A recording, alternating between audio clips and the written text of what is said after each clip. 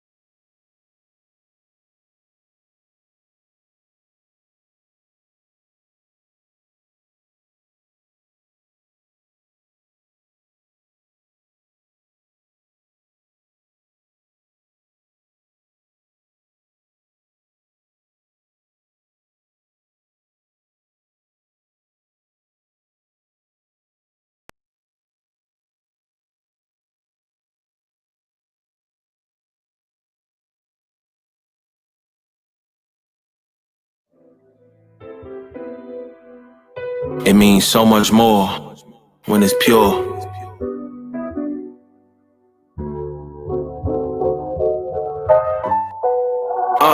Stolen identity. When the father not your arm, you got limited reach. Still in the streets, Roman soldiers killing the sheep. The Almighty watching close as he sits in the seat. The shepherds beside him. There's an angel with a book who chose to believe and who never decided. In the belly of them ships with a special assignment. I know it's chains on us now, but it's heaven inside us. A generation that'll do what we never accomplished. Returning to the words that he said in his promise. In captivity with Torah, spreading his knowledge through faith in Hamashiach, cause his message is honest. There'll be platforms where they can reach millions. Daniel 12 verse 4, a great revealing, a great awakening. Rise, don't stay asleep, children. The solid rock is your foundation. Keep building. One by one, back on the Father's time. The sun and the moon bear witness, Abba providing signs. Changing the times and laws, witness they idols rise. Constantinian rules, but we gon' silence the lies. How to survive, you gon' make it if Abba's your guide. Identity crisis, Ruach, breathe life in the tribes. Put your vices aside and let righteousness thrive. Made in his likeness, ain't no dimming the light that's inside. Good or evil, Abba gave us the right to decide. Plan B, already had a sacrifice to provide. 2 BC, you couldn't miss it, a sight in the sky. A star headed east from Shinar, he finally arrived. Year 4000, a virgin gave life to the vine. Deliverance for captives, sight to the blind. I'm convinced it's the spirit that's writing these rhymes. Jacob's ladder, just imagine the height you could climb. Man, I've been waiting all day to get in this book. Let's get it. Where we at? Proverbs. It means so much more when it's pure. You can tell when it's inspired by the spirit. 22 letters as I open up this scroll. Could've asked for anything, but you want wisdom. That's impressive, he gon' trust you with his riches. Come to this wedding, bring your all, he bout to visit. Don't know what's coming, I just know it feel different. 60 seconds to midnight, the last minute. Yeah, this that music you can fast to, study to this. I pray it's motivation for my brother and sis. Forgive your enemies, they know not what they do. Cause really they don't know who they coming against. Let's study.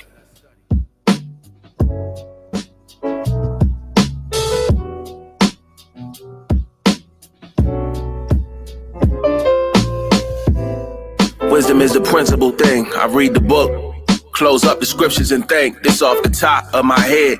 Let the spirit speak. Just saying what I think off the top. I constantly see when I'm moving forward. Narrow path. And the Father showed us where we going through the prophets. They spoke thousands of years ago. Fast forward, now here we go. Look at us, we becoming ancient. Look at the looks on my brothers' faces. Can't believe we really here and that we live in this. No more pride, no more bitterness. Training our children up in the way that they should go. Maintain your innocence. Do his commandments with diligence. We stepped out on faith and we've been winning since. Yeah. If you lost your way, just start at Genesis.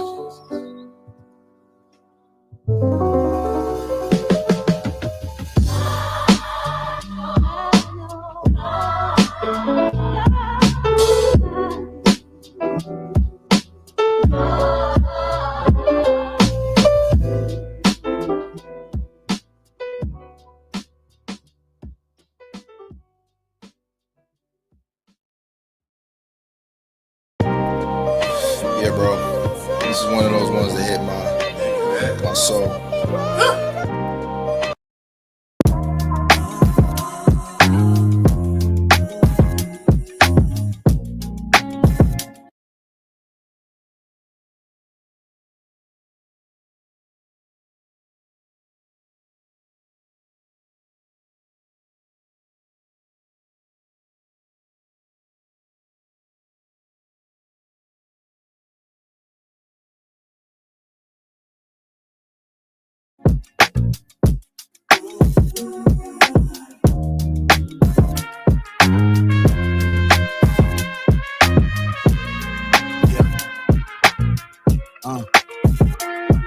Yeah. I'm tired of fake humility, tired of being tired, I'm tired of false stability. I just wanna make a couple dollars, fly to Italy, take a trip to Golan, travel to the motherland, spend a couple of dollars in villas overlooking sand, disappear at the phone, just a couple of plans. I wait, remember I'm on the planet where little men kill each other for chains. It's insane, need a plan somehow, gotta get on my feet, arouse from sleep, no time to be concerned with the luxuries of the beach. We trap, how did we get so fascinated with we? My people dying too fast, can't lose a minute, we need to rise. As I try to envision the first steps, get distracted of stress and lose sight of the rest. It's too hot to think, it's too hard to rise. In this pot we sink, and we all reside inside. If you slip or you fall today, don't lose your grip, don't you fall away. Stand up 7 times when I'm praying for the tribes, and I don't wanna lose you. Slip or you fall today, don't lose your grip, don't you fall away. Stand up 7 times when I'm praying for the tribes, and I don't wanna lose. I hate the throwaway bars, I hate the arrogant way. I hate the music the father ain't never given to play. We wonder why we in hell, we even killing the faith. We look just like all the people we say are lost in their way. I pray as you listen, each of these bars will hit them. Even to all them niggas disguised as brothers in faith. Guess the light's on you, the more eyes on you, the more your weaknesses are seen. Your disguise won't do. Look to the skies, who surprised all the champions and guys you looked up to, you find they were all trying to. The nation still got gods. Kill the spirit for a kill our odds of getting out here alive. If you slip or you fall today, don't lose your grip, don't you fall away. Stand up 7 times when I'm praying for the tribes, and I don't wanna lose you.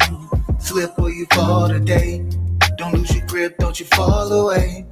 Stand up 7 times when I'm praying for the tribes, and I don't wanna lose you. Cause I only give you true. I pray the spirit give you juice too.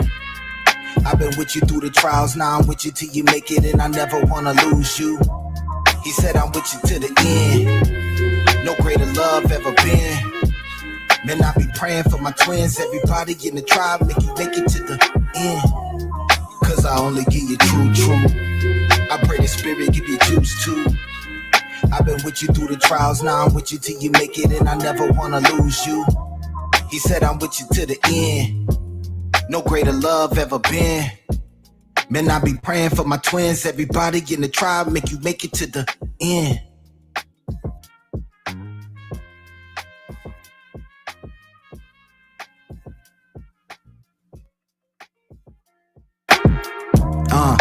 Yeah, give me the tech. We up by 30, but these shots ain't finished yet. We up like 30.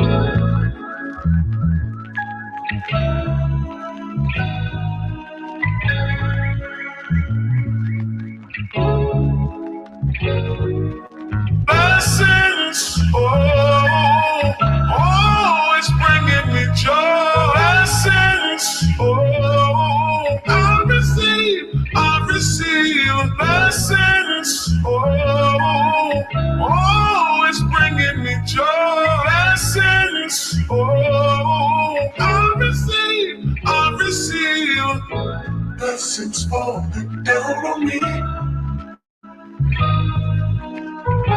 It keeps bringing me joy. Each new blessing I receive, it keeps bringing me joy. Hallelujah. Yeah, I receive blessed miracles. I can't tell you what happened. 1 minute feeling hopeless, the next minute we laughing. Medical conditions met with the power of fasting. Learning secrets that are frequently kept from the masses. I'm blessed in the city, blessed in the field. Blessed to have everything available in your will. Blessed to overcome my flesh, it be giving me chills. Blessed to see humility can destroy and rebuild. My wife's womb is blessed even though we lost two. Revelation of blessing, the situation was awful. A weapon form, my wife almost lost her light, but I called you. Then she woke up, guess that demon got his throat cut. Relationship tribulations, they almost broke us. Formerly under pressure, I wasn't solid, I would fold up. Scared to stand on what I said I believe. But you know what? Blessings come down when faith and obedience go up.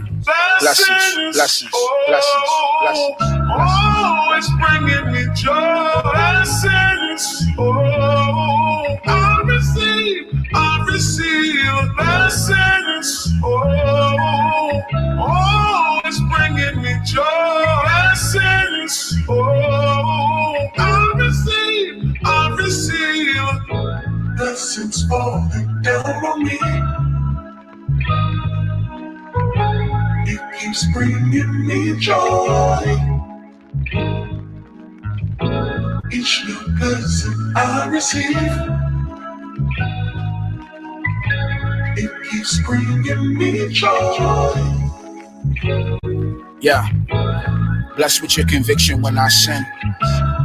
Blessed with the addiction to repent, yeah. Blessed with the desire to be righteous. I remember a time when I was nothing like this, yeah.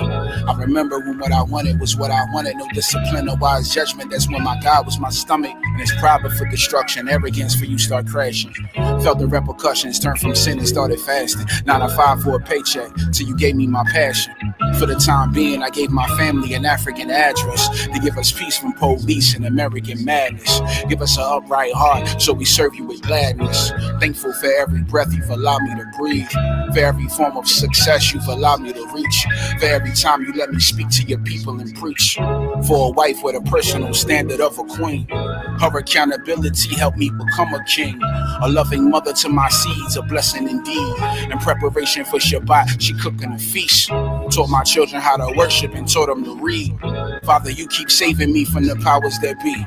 You'll never let the enemy devour Jacob's seed. I live in reverse of every curse in Deuteronomy. I can forsake possessions. True blessing is your inner peace. Blessings, blessings, blessings, blessings. Oh, it's bringing me joy. Blessings. Oh, I receive blessings. Oh, it's bringing me joy. Blessings. Oh, I receive blessings falling down on me. It keeps bringing me joy. Each new blessing I receive, it keeps bringing me joy. Hallelujah. If you're listening to this, may the blessing of the Most High be upon you and your family. May you forsake this world, repent for your sin, turn and live a righteous life. Hallelujah. All praise to the Most High.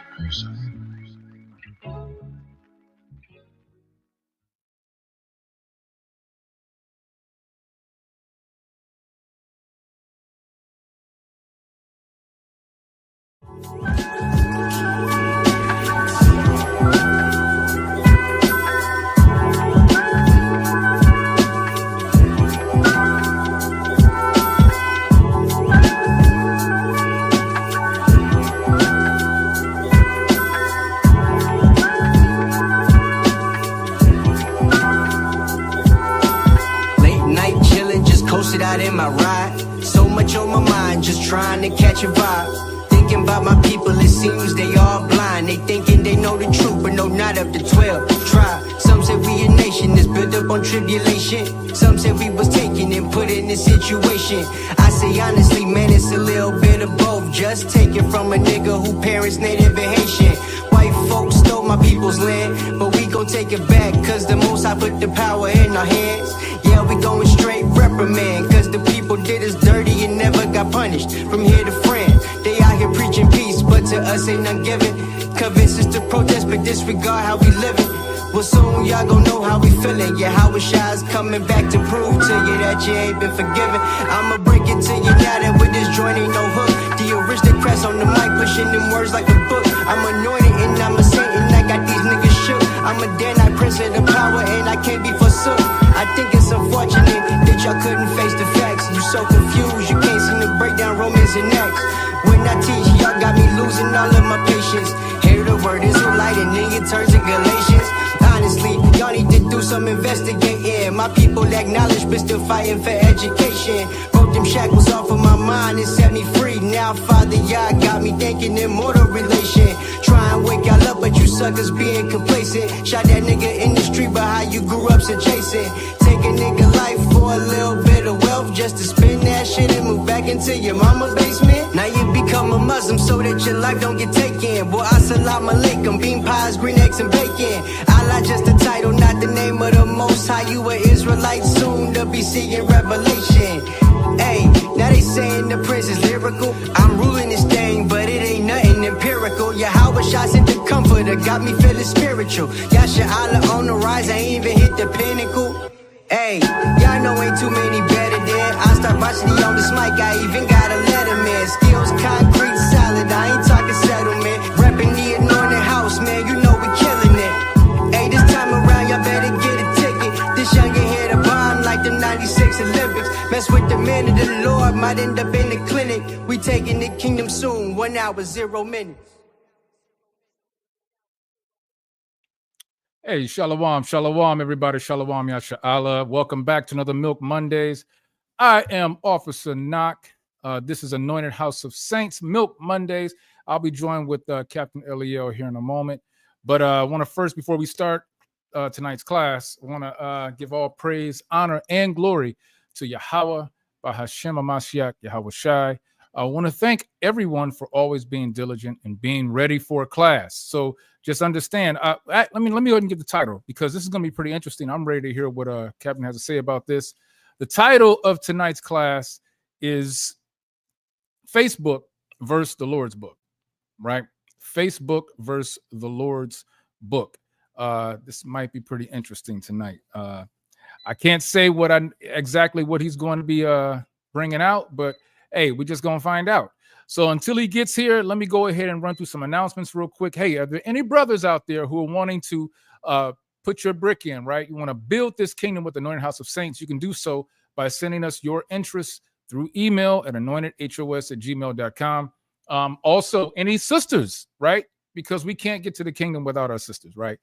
Hey, if y'all want to do this work, if you want to help the brothers with Anointed House of Saints, you can play your part. You can put your brick in by giving us your interest through email at anointedhos@gmail.com. Also, all right. Also, let me go ahead and pull up the calendar, as I always do. All right. And what we have coming up, this is our Feast Day calendar 2025. We have our new moon, the 6th moon, coming up August 23rd. That's right around the corner. I guess you could say just be waiting for that class to pop up on the YouTube stream, because we will be having a class taught on that evening. Also coming up for our next feast, we have our we have our Feast of Trumpets, September 21st. That'll be coming around the corner pretty soon too, actually. Also, just so we can let some of the people who may be in the area know, this weekend, right? This weekend at our Anointed House of Saints School in North Carolina, in Greensboro, North Carolina, we will be having a back-to-school event. We'll be giving away backpacks, school supplies, things like that for our youth. So if there's anyone in the area who is interested in attending, please let us know by email. We'll get you all the information as to what time that will be taking place. All right. And let's see. Let's go ahead and get some shout outs real quick. Let's see who we got in the room. Hey, when you guys come in, please like, share, and subscribe. All right. Hit that subscribe button. Hit that share button. Let's let the people know that we are live and in action right now. All right. But let me go ahead and get these shout outs going on. Well, hold on, man. Cap should have told me he was wearing the garment. I'd have came out with the garment. My bad. Go ahead. You get it. You got time. I'm gonna be doing a lot of time. talking tonight. You got time. You got time. I got time to switch up. Yeah, yeah. I'm gonna be doing a lot of talking. So as soon as you finish the announcements, go put that thing on, brother. For sure. Hey, let's go ahead and give these shout outs real quick. I want to give a special shout out to Mother Johanna, always here. Shout out to you, Mother. We're praying for your family, Mother. Shalom to you. Shalom to the lovely sister Charlize. Shalom. Shalom to Ak of Rectitude. Shalom. Shalom to the lovely sister Deborah. Shalom to you, sis. Good to see you. Shalom to the mighty brother Keith Stringer. Shalom to you, brother. Shalom. Shalom to Ahava. Shalom. I hope I'm saying that right. No, you're on mute. You're on mute if you're talking to me. I ain't forgot about you, Keith. I'm still gonna sing you that stuff, brother. Oh, right? okay. Okay. Yeah. There we go. Right. Yeah, Shalom to sister. Is that? I don't know if that's a sister. That's a sister name, right? Ahava. Chakma. Yeah. Forgive me, if I mispronounced it. Shalom to that mighty tank, mighty brother Azariah. Shalom to you, brother. Shalom to Like No Other Nation 144. Shalom. Shalom to the lovely sister Neri. Shalom to you, sis. To that mighty officer Boaz, be zealous. Shalom to you. Shalom to the mighty world without end. Shalom. Shalom to the lovely sister Malka. Shalom out in the bay. Shalom. Shalom to lovely sister Beline Christella. That's the house of Shemaiah. Shalom. Also to the mighty officer Shemaiah. Shalom. Hey, to that two-time brother Keziah. Shalom 2 times to you, brother. All right. I think that's all I have. Hey, anybody want to get a shout out? Just put something in the chat. I'll try and shout you at the end of class. All right. But right now, let's go ahead and let's get going. Whenever you're ready, Cap. You still on mute. I didn't did a knock. Look at that. Hey. 2 times. Hey, shalom, y'all. Yahbashion Shabrakatah. I am Captain All the aristocrat. The water knock. Today's lesson is different. Damn, Tazara, I didn't give you no water. I'm gonna have to have you maybe say something for 2 more seconds. 1 minute. I gotta make sure this dog got some water so he shut the hell up while I'm doing this class. Well, I'm just gonna have the people. Go ahead. I'm gonna have the people just talking about sharing the class, right? Well, about involving. Well, I mean, before I do it, right, I just want to get a backstory because Shalom to that mighty brother Kasaja. Shalom. In fact, before I get a backstory, go ahead and do what you was gonna do. Let me just get his water right quick so I could. Yeah, all I was gonna do was just say. That way, if you want to go put your garment on, you can, good brother. I'm just gonna I don't know. I'm just gonna ask y'all who all be on Facebook, and I'm sure everybody do, because I really don't have anything. I'm waiting for you, Cap, to see what you're gonna be talking about with this Facebook versus Dolores book. So I'm anxious for that. Hey, can everybody do me a favor? If you have not liked the channel yet, because I see 17, I believe is what I see. If you have not liked the channel, please do so. It only takes one little click. It doesn't hurt. It doesn't cost any money. And if you do hit the like button, and I hope that you do, you can also hit that that bell, to subscribe, and you can also hit the share to share with your family and friends. All right. Shalom to G Bloopers. Shalom to you. Shalom. All right. Yeah. Okay. But yeah, go ahead. Matter of fact, can everybody put a 7 in the chat? I just want to check, make sure our sound is good. Put a 7 in the chat if the sound, if you can hear me clearly. Captain, you want to give your Yep, you can hear me. I sound good? Yeah. Mic check. You sound good this way. All right, cool. Just want to post this real quick. Captain Judah just posted. One more time for Judah, you know what I'm saying? We're going to come pull up to the school this weekend. That's like right. You said, you know what I'm saying? That's right. Back to school giveaway and everything like that, right? So y'all pull up first annual AHOS back to school giveaway. So I think it's the second, isn't it? It's not the first. I thought it was, but they called it the first, so we just gonna call it the first. Okay. So. I know we had something similar last year, so Yeah. maybe I'm mixing myself up. But all praises to the Most High, though. That we able to do this.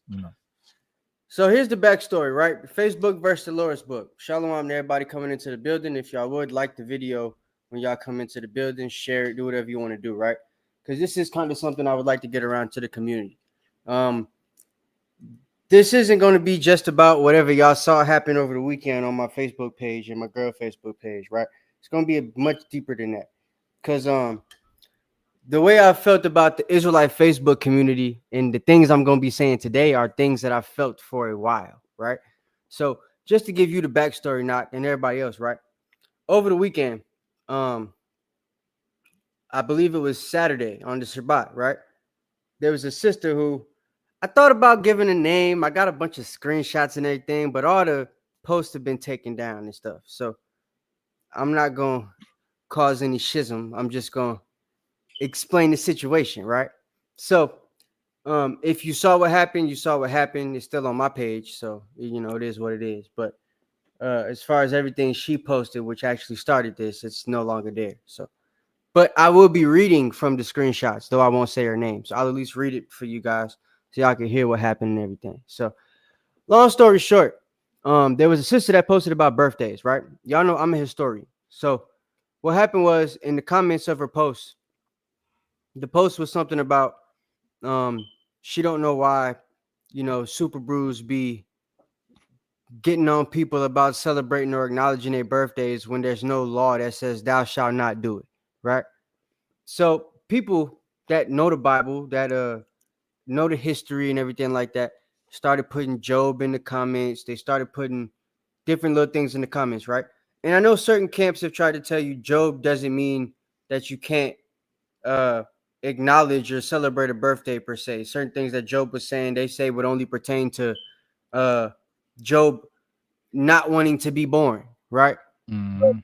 The whole situation with Job actually having his family die in the house that fell on them on a certain person's birthday that was in the house while they were celebrating that certain person's birthday is a sign that a lot of Israelites use as something that we're not supposed to use. Something else that I pointed out was that there's only two instances that you see birthday celebrations in the Bible. The first one is Job, where brothers died and sisters died in the midst of the celebration, including the person whose birthday it was. And the second one is with Ptolemy, where they're forcing us to keep and celebrate his birthday and bring victuals and stuff like that while we're in captivity. Right after it says we're no longer able to call ourselves Jews or keep any of the feast days or keep the Sabbath, right? Second Maccabees 6:6 on down. So the history, according to the Bible, would prove that a birthday and a celebration isn't something that we're really supposed to be dealing with as Israelites, right? Some niggas in the comments that aren't really that intelligent from the Facebook community, right? Which we're gonna get to y'all in a minute. They started commenting back, well, we have to be able to acknowledge and celebrate birthdays because we see in the Bible that they were telling us how old Abraham and other people were when they had children. Well, my answer to that is just because a nigga tracks something doesn't mean they're celebrating it, right? So if I track my age, doesn't mean I'm celebrating every year I turned a new age. It just means I'm keeping track of how old I am. You understand what I'm saying? I know some of y'all ain't gonna like that, but that's what it is. So I wouldn't say that they kept track of it, right? When Abraham turned a new age, it wasn't people around the town saying, hey, happy birthday, Abraham. You know what I mean? So that's kind of what started it. Now, the response from the sister wasn't typically the response that you would think an Israelite sister would give. She told the people that were bringing up Job that it don't matter. You know what I'm saying? That's Job, not her. So I laughed at that when I saw it. I looked at some more comments. I seen somebody say something about, she shouldn't do it. They gave a good explanation, and she basically said, well, I'm still going to celebrate mine. So I gave my explanation. And everything I just mentioned to you guys about the history, as far as the Maccabees and Job, that's basically what I put. And she responded to me, well, I'm still going to acknowledge mine, right? meaning basically F what you just said. I'm still going to acknowledge my birthday, right?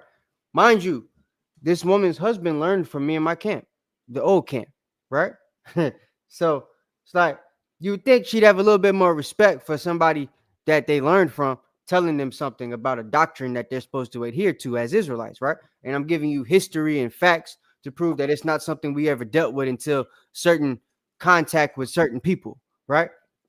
And she just basically brushed it off like, well, screw that. I'm still going to do what I want to do. And then she made her own post. So I responded and said, yo, I wasn't really talking to you. I was talking to other people because we know you and other women in this community and other people, period, make a point on Facebook to go against what Israelites in the camp typically teach and say. People liked it. She got mad and started trying to post stuff about my girl, which was false. Tried to say that she had a birthday celebration and all that type of stuff. And she posted a post from my girl that my girl made in February 16th when we got back from Vegas. A lot of y'all know we went to Vegas at the beginning of the year, right? My girl's birthday's in January. What made it even funnier was the girl sent my girl a DM, which I have, of telling her happy birthday on my girl's birthday. So she know when my girl's birthday is, but she still tried to take a post from February to make it seem like us being in Vegas in February was and the post that was made in February was a birthday post and celebration for my girl. So that's what started me wanting to make this this whole lesson, right? Mainly because it's something that is coming to my attention that I've noticed for a long time, but there's been a wide divide ever since the Facebook Israelite community has grown. And it grew during a certain time, right? Don't forget the John the Baptist. What are you talking about? What you mean, Shaquat? What happened with John the Baptist? Oh, maybe his head was chopped off on the birthday for the birthday yeah, because she posted that too, right? I forgot about that. Good call. Yeah, facts. So thank you, Knock. That's probably what started. Because last week I reposted that, right? She didn't repost my post, but she reposted the original girl that made the post like 3-4 years ago and decided to say something about that. But I was the person on Facebook that brought the post back up and I reshared it, right?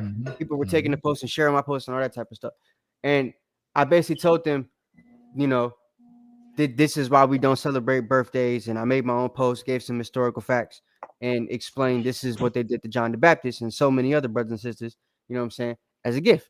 So it's not something we're supposed to basically celebrate and deal with and acknowledge and all that type of stuff. My auntie, one of my dad's sisters, even replied to that post and said she's still going to celebrate me and my family and all that crap because, she ain't no Israelite.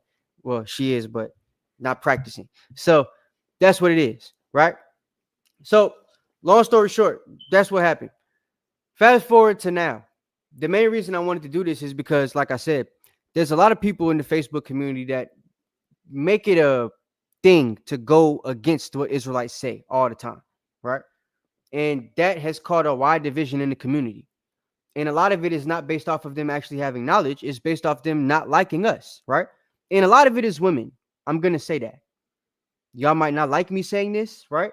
I don't want nobody to think LEL is a woman basher or nothing like that because y'all know that ain't what it is, right? Love women. But the issue is, the thing you got to understand is there's a lot of hurt women in this community, and some of them brought it upon themselves. And now, because of certain situations, didn't go the way they want, particularly with the men that might be in camps. Now all the camps are bad, and everybody in the camps is wicked. All the brothers that are in camps are broke camp goers looking for women to abuse, right? Because I got quotes I'm about to read that say that from today. So like, this is the stuff that we have to fight against as brothers in the camps. And it's not because of real merit or things that actually happen on a day-to-day basis, right? It's little anomaly things. And then they try to make it the whole camp structure, right? It's no different than brothers that aren't in camps do a lot of effed up stuff, right? And there's more of them doing effed up stuff than there is brothers in the camps doing effed up stuff. But because there's not a collective of brothers not in camps, except on the Facebook community, the only people that you can collectively hate are the brothers that are in camps, right? And the thing is, if something happens in a relationship and the couple goes to counsel and the counselors are counseling based off the Bible, but the counsel doesn't go the way the woman wants, the counselors are automatically wicked. Y'all notice that? There's a situation that happened to me 2 weeks ago where a sister who is married to a brother that I knew from back at HOI, right? Haven't been in the camp with him since then, but was in HOI with him, right? Helped wake him up. He came to camp with me and Joel. We taught him, Joel and Kano. We taught him in Naquam, and he woke up, right? Had a situation with his rib. They've been going through it, and they have been seeking counsel from somebody else, right?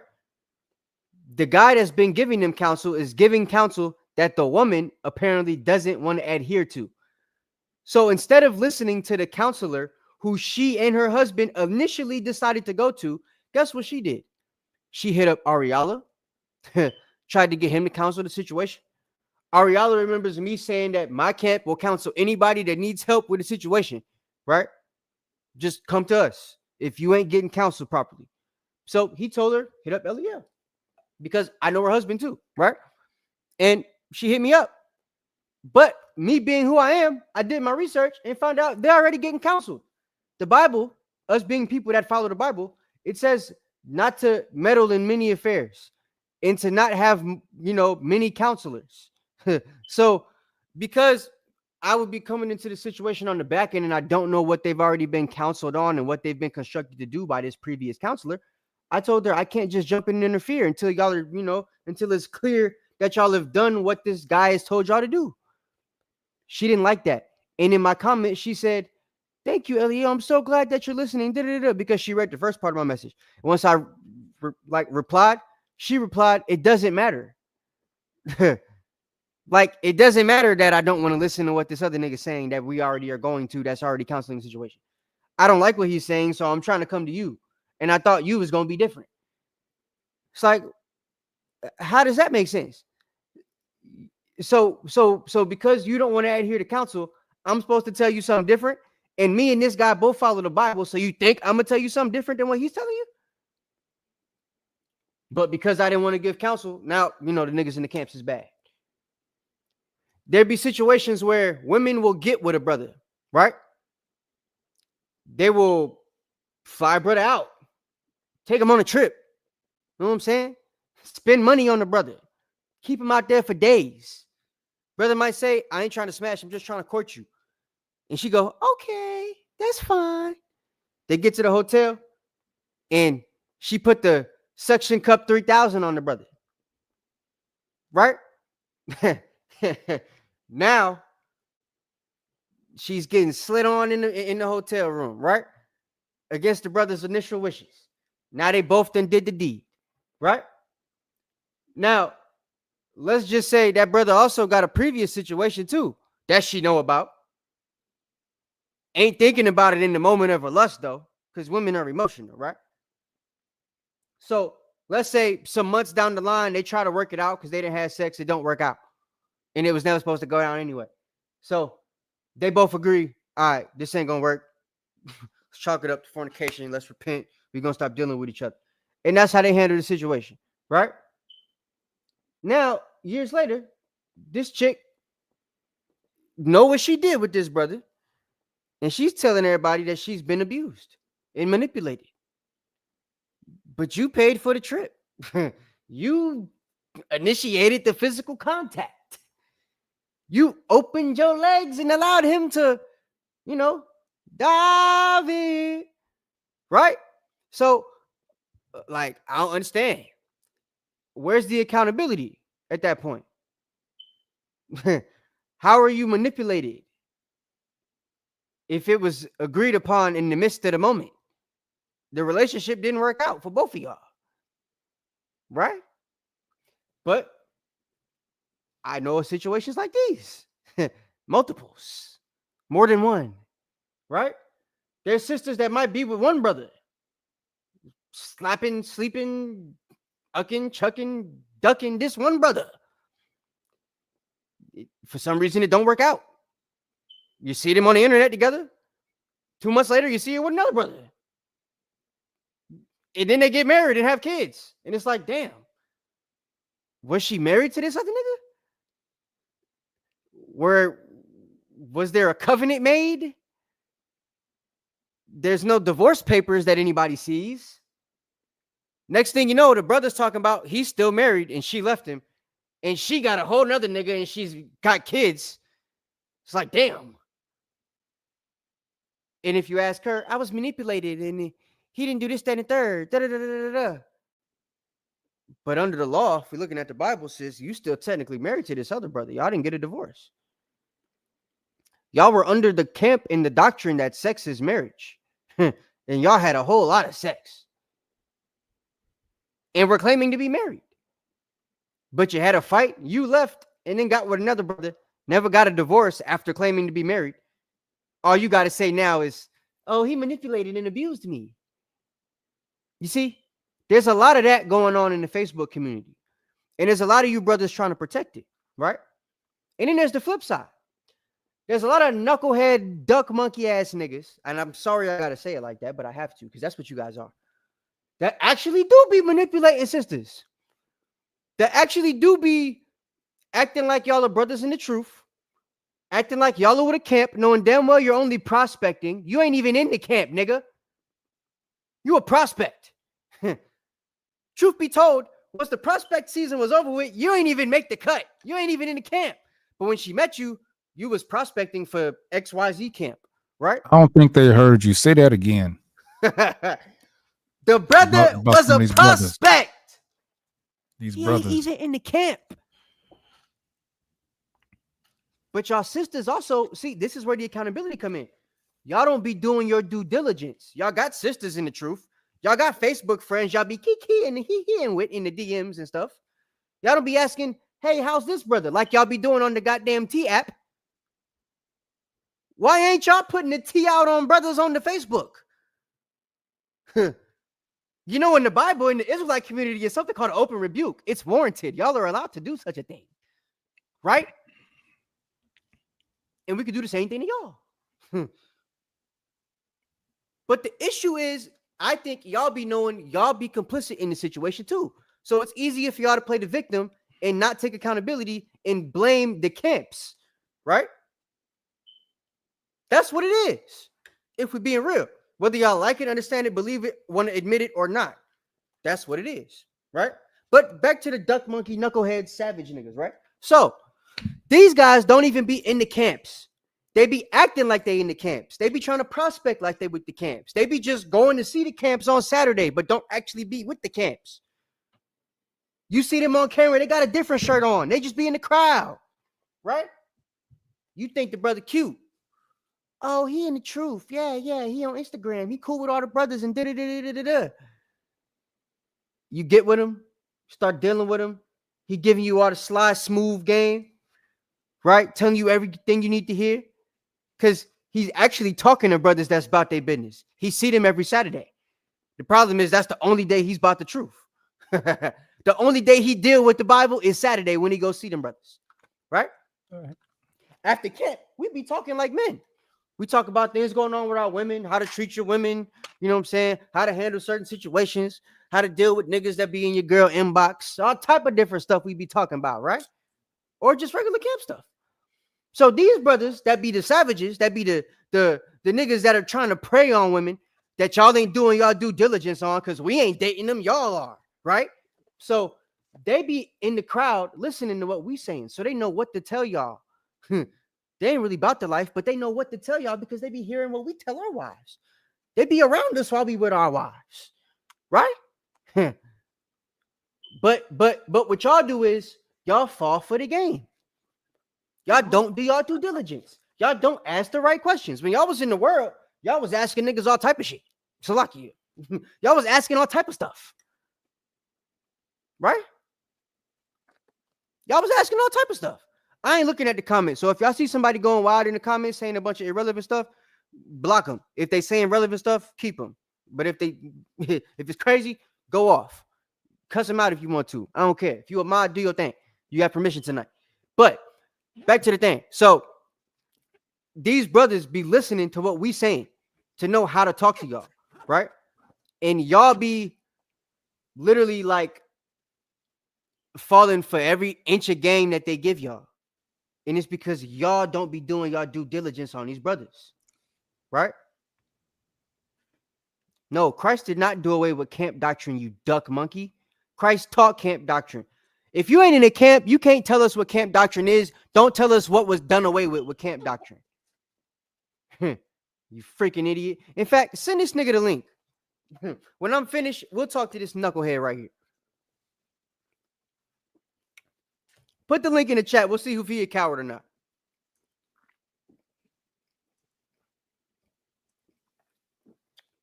Exactly.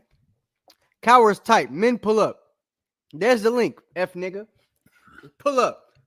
So, as I was saying, it be brothers like Christ wasn't in a camp that don't know nothing about the Bible.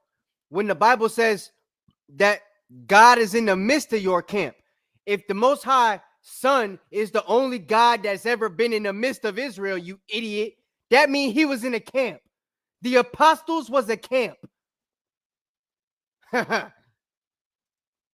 When Paul and Barnabas started their thing, they had a camp. When they split, they camp split. Nigga. But back to the scheduled program. So, this is the situation. It be brothers that aren't really, vested in the Bible, that don't do the work of the Lord, because, the camps go out on the streets like the Salaki, I'm drinking Sprite. But the camps go out in the streets like the Messiah does, right? Or like the Messiah did, like the apostles did, like the actual followers of Christ do and did, right? Niggas like Christ wasn't in the camp. They don't be out on the streets. What corner do they have? Right? Tyrone McNee ain't got no street corner. But Christ was on the street. He told us to go to the highways and byways, not the Facebook corner. So that's why we called the class Facebook versus the Lord's book, right? Because the camps are the ones that actually started the work. Let me break it down to you, because I've been in the community for a long time, 10 plus years, right? I just look young. Well, I am young, but I also look younger than I am. I'll be 30 next month. So I've been in it for a minute, and I'm old enough to recall everything I've seen, right? When I first came into the community, when I was in college, it wasn't no big Facebook presence like it is now. Facebook presence didn't get big until the pandemic. You Facebook niggas didn't really come in until 2019, 2020. We didn't have this influx of different doctrines, different names for the Most High, niggas spelling Israel with a Y. We didn't have all of that until niggas came in during the pandemic and didn't want to join no camps, because y'all primarily didn't know what the camps was for real or where they was at. Y'all just seen us teaching on the internet, right? And it's like one day it's a bunch of Yasharalas or Ben Israels on Facebook. Yasharala was everybody other than IUIC, and IUIC was the Ben Israel people, right? Or Bat Israel. Then you got Bat Yasharala or Ben Yasharala or Ban Yasharala or Ban whatever tribe you from, right? Or Ban a last Hebrew name in Paleo Hebrew like Kanai or Lamad or Itazawam or something like that, right? So those are the brothers that used to be around when I started. That was Facebook.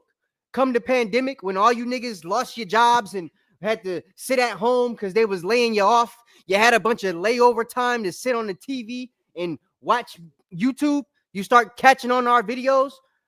They start spreading us. The thing that went viral was when my camp, HOI, and a camp that was connected to us, WFI, and another camp that was connected to us, the AOC, we got caught on video getting our boots kissed. They passed it around on Facebook, and it got 2.2 million views. I still get that thing as a memory that pops up on my thing. It's still there. It's still getting passed around, right?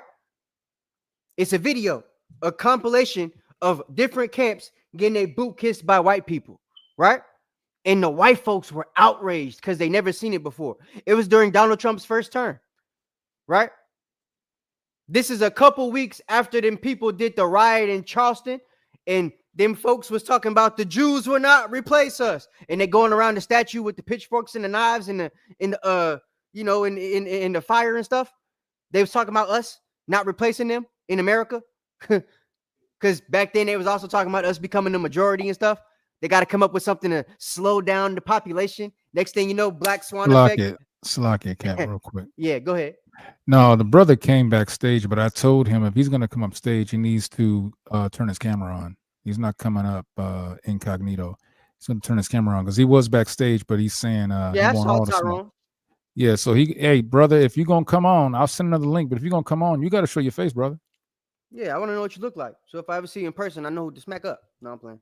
But, well, unless I need to not play. I'll put another link out there. That's the deal. So, yeah, especially if you're talking as feisty as you is, right? So, do a keyboard. You know what I mean? Be man enough to show your face, too. Because I can get your IP address. That girl that we're going to be talking about in a minute, I got all 3 of her South Carolina addresses, and I know where she lives in North Carolina right now. I'm crazy like that. So, play with me if you want to. But what I'm trying to say is, our people don't realize that the folks on Facebook that hate the camps right now usually have no knowledge of anything biblical. Just judging by the last name that they typically give themselves with the Yisrael, where they say Yisrael, right? For you to know somebody's not very intelligent and biblically sound, right? Historically sound or literally sound, right? When it comes to literacy and transliterations and stuff like that, right? If Israel with an I is a false translation of the original word, just putting a Y in front of the false word does not make it the original word. But damn near all of you Facebookalites that hate camps spell y'all Israel with a Y. The very fact alone that y'all allow yourself to do that without looking into that is enough to discredit everything and anything that y'all teach. To make it worse, y'all are usually the ones that say the word Yahshua or Yahusha. Even AI tells you about Yahweh because it's not something they could debunk. There's websites like Paleo Hebrew Old Testament or HebrewOldTestament.com now, right? That we didn't make, where they're actually showing you Paleo Hebrew is a real language. It's called Proto-Sinaitic or Proto-Canaanite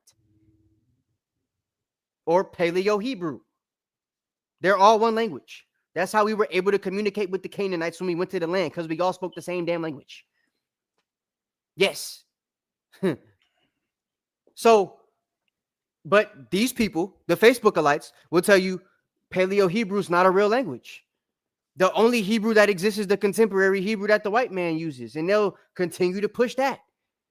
When we had elders, the camps, the ones that was doing it before everybody else, that still go to Israel every single year and come back with artifacts.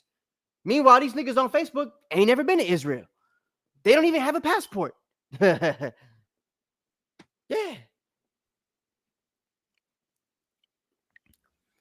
People would say Christ wouldn't dare join a camp, but the apostles were a camp. A camp is an assembly of brothers and sisters coming together to teach the word. Right. You know what the do you know what the apostleship was? It was the brothers that the Most High Son brought together to teach the word. Chunky tips, keyboard lips. Okay? That's what it is. In fact, I'm going to bring out some camp scriptures. Go to let me pull up. Let's see. Give me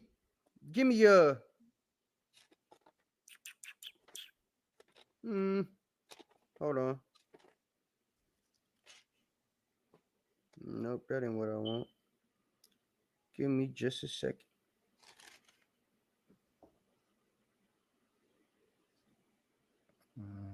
Let's see. Yeah.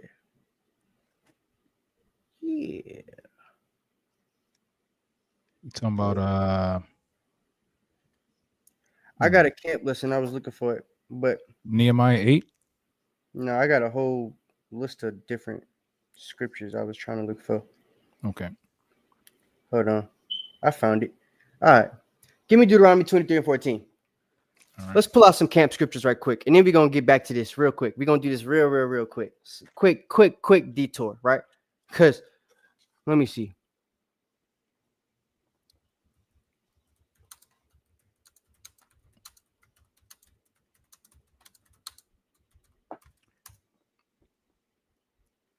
Oh, look at this. Here's a fun fact for your dumbass, duck monkey. I'm going in today, guys, so y'all gonna have to just excuse the language. I'm going straight Sakari on him today. Straight ambassador of Christ on you, right? The word camp is in the Bible beautiful 144 times, my duck monkey Batman chunky lip keyboard friend, right? 144 times the word camp is used. Now, what are some of the ways that camp is used? Let's start with Deuteronomy 23 and 14. Can you read that, please, my friend? Yeah, it's the book of Deuteronomy, chapter 23 and verse 14. Goodness gracious. Do you see what I'm talking about? Look, it's a woman talking about Mississippi is the land of Israel. I bet she's a Facebookalite. You can't make this up. The Most High always make it manifest.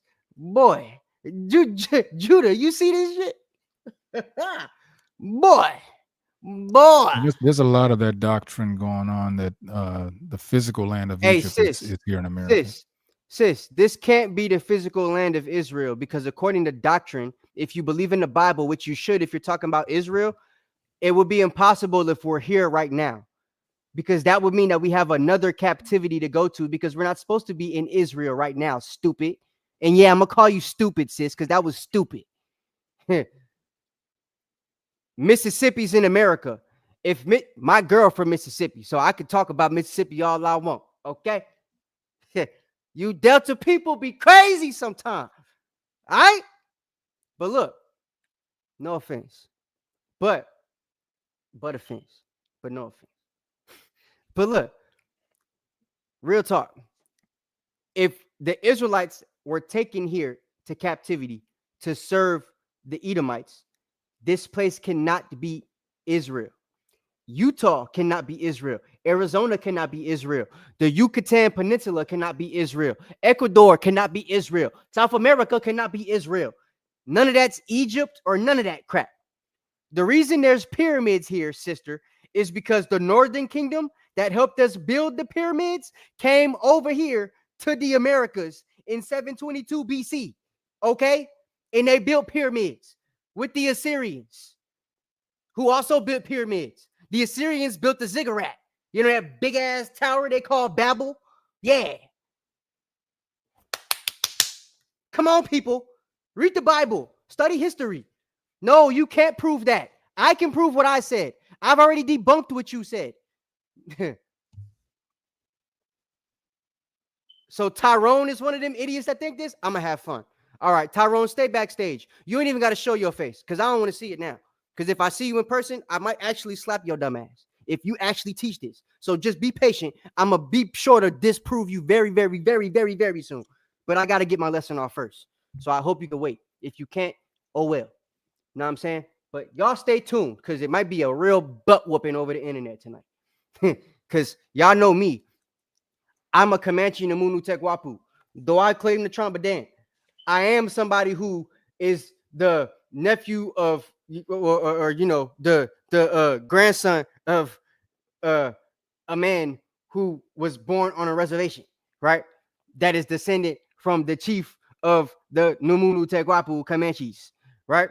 So like, I know a little bit of Native American history. I know about how they got here, and I know that they was Israelites. So yeah, quick work. It's cool. Yeah, you a masculine ass woman if you think you're gonna be slapping me, but that's cool. I don't hit women, but hey, if you come to Atlanta, we could pretend you a tranny if you want. Let's get it. So this is what we're doing tonight. Let's pull up these things because y'all done took me there. So This is the issue, right? When for example, like, all right, these people thinking that America is Israel, right? My question would be, knock. First of all, can you read that Deuteronomy for me? Con, again, Yeah, read it one more time. yeah, this is Deuteronomy chapter I'm 23 and always verse, in the spirit, Josiah. and verse 14. For the Lord thy God walketh in the I midst. obviously got people in ATL too, baby. I live here, I didn't so read it. that don't bother me. Go ahead. Con, this is the book of Deuteronomy chapter 23 and verse 14. For the I Lord do study. I'm about to show you how much I study. I'm about to embarrass you and your nigga. Go ahead. Go ahead. Read. Don't worry about me. Oh, verse 14. For the Lord thy God walketh in the midst of thy camp to deliver thee and to give up thine enemies before thee. Therefore shall thy camp be holy. That's right.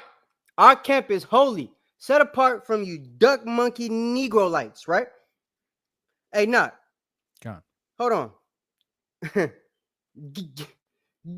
Give me Jude 1 and 19. Con. Right? Because this is the thing y'all got to understand. Yeah, I understand, Judah, and that's why I'm about to finish teach. I'm about to make sure that y'all learn this because y'all need to get this, right? We're going to read all these precepts that I had lined up, and then we'll get to Tyrone McNee if he's still here, right? So, this the deal. Okay, cool. We'll see who's misunderstood. Keep typing, right? Yeah, go ahead. So, like, look. Did you want Jude? Jude 1 and 19. Please read that. Come on, this is the book of Jude in verse 19. These be they who separate themselves, sensual, having not the spirit. So but ye, the people that don't like the camps that came in from the camps, because whether you like it, understand it, believe it or not, all of y'all that don't like the camps came in from somebody that likes the camps or that learned from the camps. Whether they decided to disagree with the camps at some point, the way they found out about it was from camps, whether it was in person or on the YouTube. That's how y'all found out about the truth. So the issue becomes this. Either your leader found out about it from the camp or something, right? But regardless, is the foundation that y'all Facebookalites have is from the camps. So this is the issue. Y'all come in learning from us and then choose to act like the things we teach is no longer correct. And y'all could just come in and make your own program, right? We have the name Yahweh. Y'all will come in and say the name is Yahweh or Yahweh or Yahuwah, right? But it's like all of these are newer names. The name Yahoo came in after we had a debate, the debunking, literally, me and Judah was on Milk Monday with SOT, debunking how the name is not Ahia. We went through that whole thing. We went into the contemporary Hebrew to show you Ehye and Ahia, which is the same word, right? And how they don't even mean I am, they mean I will be, right? So like, it was this whole debacle, this whole train wreck. And brothers stopped using Ahia, except for that one camp that wears white that we know about, that we're going to be debunking next week. And then it turned into Yahoo, right? That was the Old Testament niggas. We ended up debunking that. Then they turned Yahoo into Yahuwah. And now all you Facebookalites use that because you don't want to use Yahweh, right? But we've already showed you when you go to Proto-Sinaitic, Proto-Canaanite, right? There's no U. So how could his name be Yahuwah if there's no U in Proto-Canaanite or Proto-Sinaitic or Paleo-Hebrew? There's no Proto-Sinaitic language with a U in it. You understand? So these are the things that we have to make sure that we're realizing, right? But the Facebookalites, because they don't have a real foundation, the Bible tells you not to lean on your own understanding, to get a teacher, to wear out his doorstep. Y'all never did that. Y'all didn't have that experience. Y'all just came up with your own crap. These idiots that I'm about to debate in a second, or it ain't even going to be a debate, but talk to they obviously listen to Dan Calloway because they think that America is Israel, right? They must also think that they're a Mortarkin or something, and this place is called Turtle Island or some shit like that, right? So the Assyrians never came to America, but Israel, a place that the Assyrians took over, is in Mississippi, right? The Persians never came to America, but the Persians took over Israel, and Israel is in Mississippi. The Romans never came to America before they became the Caucasians. But as the Romans or Idumeans or even the Greeks, they never came to America, but they took over Judea. But somehow Mississippi is Israel. You see what I'm saying? This is history, not feelings. You feel me? Now this nigga not even in the back. Don't let him back up here no more. He's gone.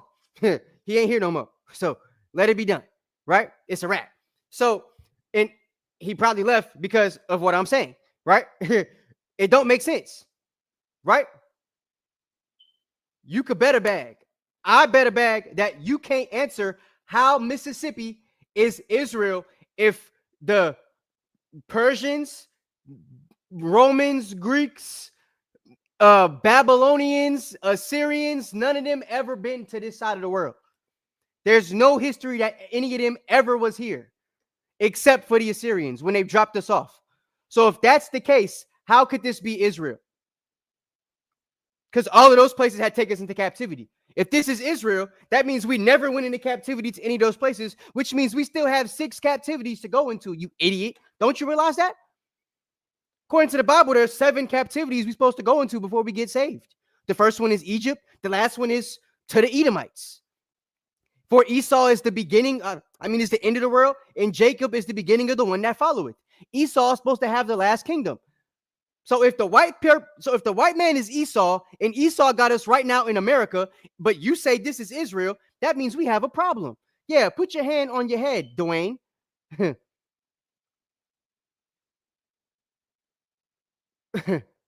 don't know who you're talking to, if you're talking to them or us, but what's being said is about feelings, just not on our side. I'm giving historical facts. There's no Assyrian kingdom that took over anything in America. There's no Babylonian dynasty that took over anything in America. There's no Roman dynasty that took over anything in America. But America is supposed to be Israel? Okay, that's all I'm going to say on that. Now back to the lesson. Knock. Read that Jude one more time. You still got that? Go on. It's the book of... Right? Before you read that, there's a lot of people that came in from the camps, right? Came in watching the camps. Came in learning about us from the camps, right? Whether we were on the street corner, whether we're on YouTube, whether we're doing an interview on Side Netta, no matter what it is, it was the camps doing all the dirty work, right? Okay, all praises.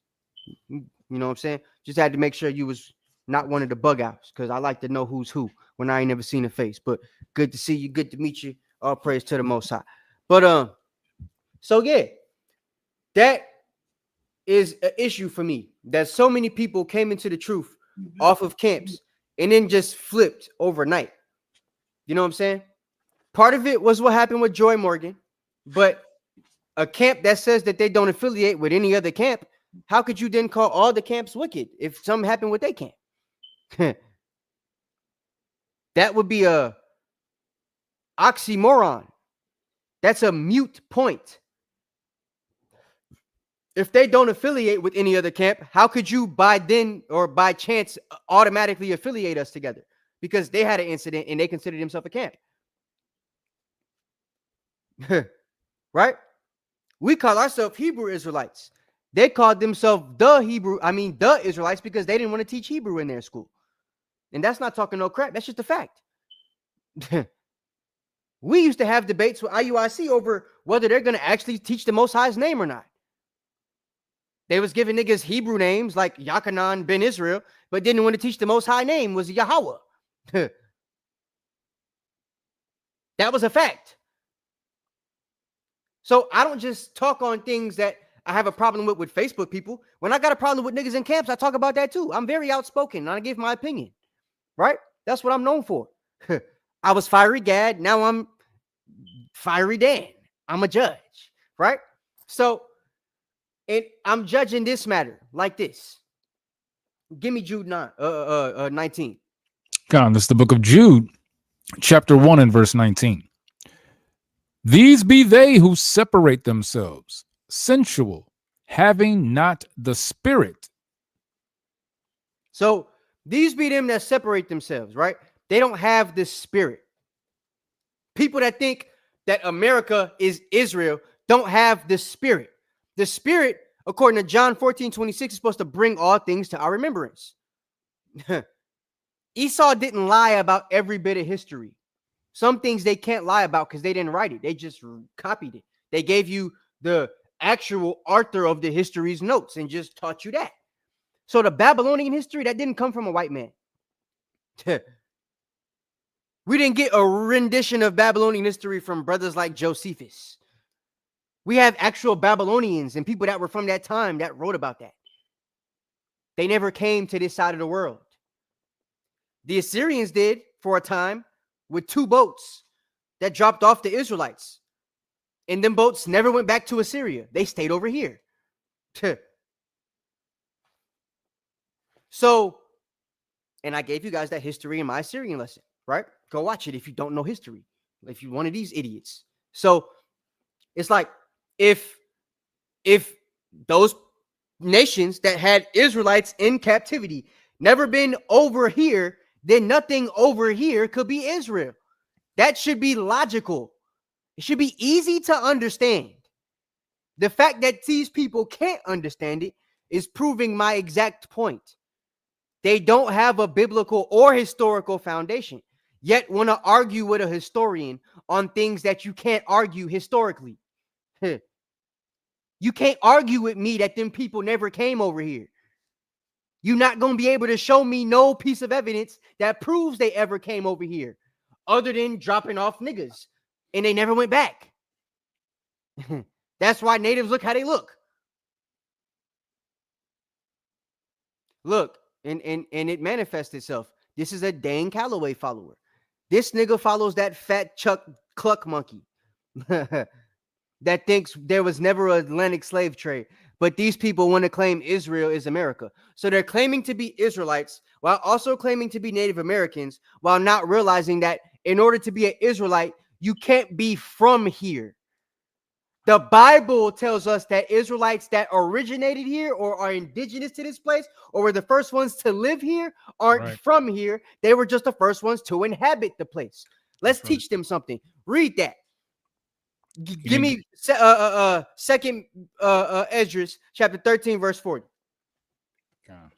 Second Esdras 13 verse 40. Let's read it. I'm gonna teach you stupid idiot something, right? This be the problem. Y'all don't have no biblical foundation. For all of you Facebookalites, that's the issue that I have with y'all. That I know a lot of these other brothers are afraid to talk about because y'all are followers of them. They don't know how many of y'all have watched their camp. Right? I don't give a damn no more. Our followers stayed with the other guy, so it's all good. I can say what I want to say and not have to worry about nothing, right? So I'm going to do that. Y'all have to understand, there was not this much division, and it's because everybody was on the same page. When it was a thing where if you come into the truth, you either have to go to a camp or learn from a congregation, that was, it was, everything was all good. It was all smooth, right? But we got these people that come in finding knowledge out from the internet, not learning from anybody that got boots on the ground work done, like the Messiah said to do, but yet want to tell us what the Messiah would do. I bet if we ask this nigga if he ever kept the Passover, he can't honestly tell us yes. I bet he can't. If he says he did, he's lying. I know it on my mama. But want to tell us what Christ would do. You ever did tabernacles, but you were Native American? You ever slept in a tent for 10 days, nigga? I bet you haven't. Go ahead, say what you was going to say and then read that. Yeah, I just want to say. I ain't no coward. I told you to wait. You up on stage. I ain't letting you back up now. Right. The brother that came up in backstage, I told you, I put in the private chat for you to show your face. You're not going to come on here without showing your face. I see that you had your camera on, but you got to show your face, brother. We don't know who you are, right? All we know is that you are you an idiot. That's all we know. You're a duck monkey. So we want to know what you look like before we bring you up on stage. So we'll put another. I'll put another link in the chat. If you feel, I'm not gonna take all day with this nigga. If you feel strongly that I got one question for him to ask, and he can put it in the chat. If he can't put this question in the chat, I don't want to talk to you. You mean tell me when Romans, Persians, Babylonians, or Egyptians came to the Americas? Tell me when. Type that in the chat, and then we can have a conversation. If you can't do that, then there's no reason for me to waste my time debating whether America is Israel, because you can't prove that people that had Israelites in captivity ever came to America. So tell me when in the chat, type it with your big ass keyboard fingers, since that's what you came in here doing. Type that, since you like to type paragraphs and stuff. Tell me when Persians, Romans, or Babylonians or Egyptians was here having Israelites in captivity. Type that, and we could talk. If you can't type it, you can walk. Brother, it's that simple. You did. So you got to connect your mic, brother. Your mic is disconnected and your camera's disconnected. We see you back. Having stuff disconnected is irrelevant right now, Knock, because he's not going to talk unless he type it. Don't even show him don't pay him no mind until he type what I asked him to type in his chat. I don't care if he show his face. I don't care if he connect the mic. I'm not bringing him up at all. He can answer that question. He's right here. So I'll bring him up. Yeah, you can bring him up when you want. I don't even want to talk to him because I want to finish reading these scriptures here and get this lesson done. But all I'm saying to him now, the last thing I'm going to say, him or his keyboard typing little doggy boggy that he brought with him, the girl, right? Both of y'all or one of y'all could type in the chat when Persians, Babylonians, Romans, Greeks, or Egyptians ever came to the Americas and had Israelites in captivity. Tell me when that happened. Give me a source, and then we could talk. If not, I'm not going to waste my time, because that's what I'm going to keep asking you when we have the debate. And when I see that you can't answer it and that you're just going to be calling me names and stuff, that's when I'm going to exit off the dang stage and you're going to not be here no more to talk. So instead of us getting to that point, let's just see if you can answer that question. Since I know you can't, I'm going to wait for you to type it. If you can't type it, then waste your time in the back chat. Go ahead, read that for me, Knock. Come on, this is the book of 2nd Esdras, chapter 13, and starting with verse 40. Those are the 10 tribes which were carried away prisoners out of their own land in the time of Hosea the king, whom Salmanessar, the king of Assyria, led away captive. So you hear that? I was about to pull up who Salmanessar is, but it says it for you. So if you read the Bible, you see a king of Assyria brought the first people to this land. Because if you believe in the Bible, it's going to tell you this was a land where never mankind dwelt. So nobody originated here. If you know anything about ice ages, right? You ain't answer what I told you to answer. This is my show, nigga. I didn't ask you to type that you showed your face. I asked you to type when them people I mentioned came to this place you say is Israel. Tell me that. Or scat. You did? So, what I'm saying is, brothers like that can't logically understand. The Bible is telling you the first people to live in this place that the Northern Kingdom went to were taken there by Assyria. Right? Keep reading. Khan. Let me find my spot. Slakia. The king of Assyria led away captive. Let me start over. I'm just going to start over. Verse 40. Those are the 10 tribes which were carried away prisoners out of their own land in the time of Hosea the king. So these are the prisoners the 10 tribes that were carried out of their own land, which I would now call Samaria or the northern kingdom, right? By Shalmaneser, the king of Assyria. This is all historically documented. It's historical facts. And on a map, we can look at history and see where Assyria was. It wasn't over here. You can look at artifacts and still find Assyrian artifacts, right? The only artifacts from Assyria we see over here are in Native American possession. And I would say the Native Americans don't even look like this nigga. But go ahead. Con, all right. I forgot where it was again. All right. In the time of Hosea the king, whom Shalmaneser, the king of Assyria, led away captive, and he carried them over the waters. And so came they into another land. But they took this counsel among themselves that they would leave the multitude of the heathen and go forth into a further country, where never mankind dwelt, that they might then there keep their statutes, which they never kept in their own land. And they entered into Euphrates by the narrow passages of the river. For the Most High then showed signs for them and held still the flood till they were passed over. For through that country there was a great way to go, namely of a year and a half. And the same region is called Arsareth. Then dwelt they there unto the latter time, and now when they shall begin to come. Hold on a second. So, as you see, right? As you see, this was a land where never mankind dwelt, that these brothers and sisters was being taken to. So, unless you don't believe the Bible, which is clear they don't, right? Because they believe Dan Calloway. Dan Calloway is not a Bible subscriber. He doesn't subscribe to the Bible. He subscribes to his own pseudo history, which I've already debunked. I got two videos debunking Dan Calloway on the channel. So, and I'm a Native American. But like, our people got to understand that this was a place never mankind dwelt. Nobody ever been here when Shalmaneser's Assyrians took the northern kingdom to this place. So this nigga put in the chat, right? I asked him when the Greeks, Romans, Babylonians, or any of them came here. And you see what this nigga put? He put Chickasaw, right?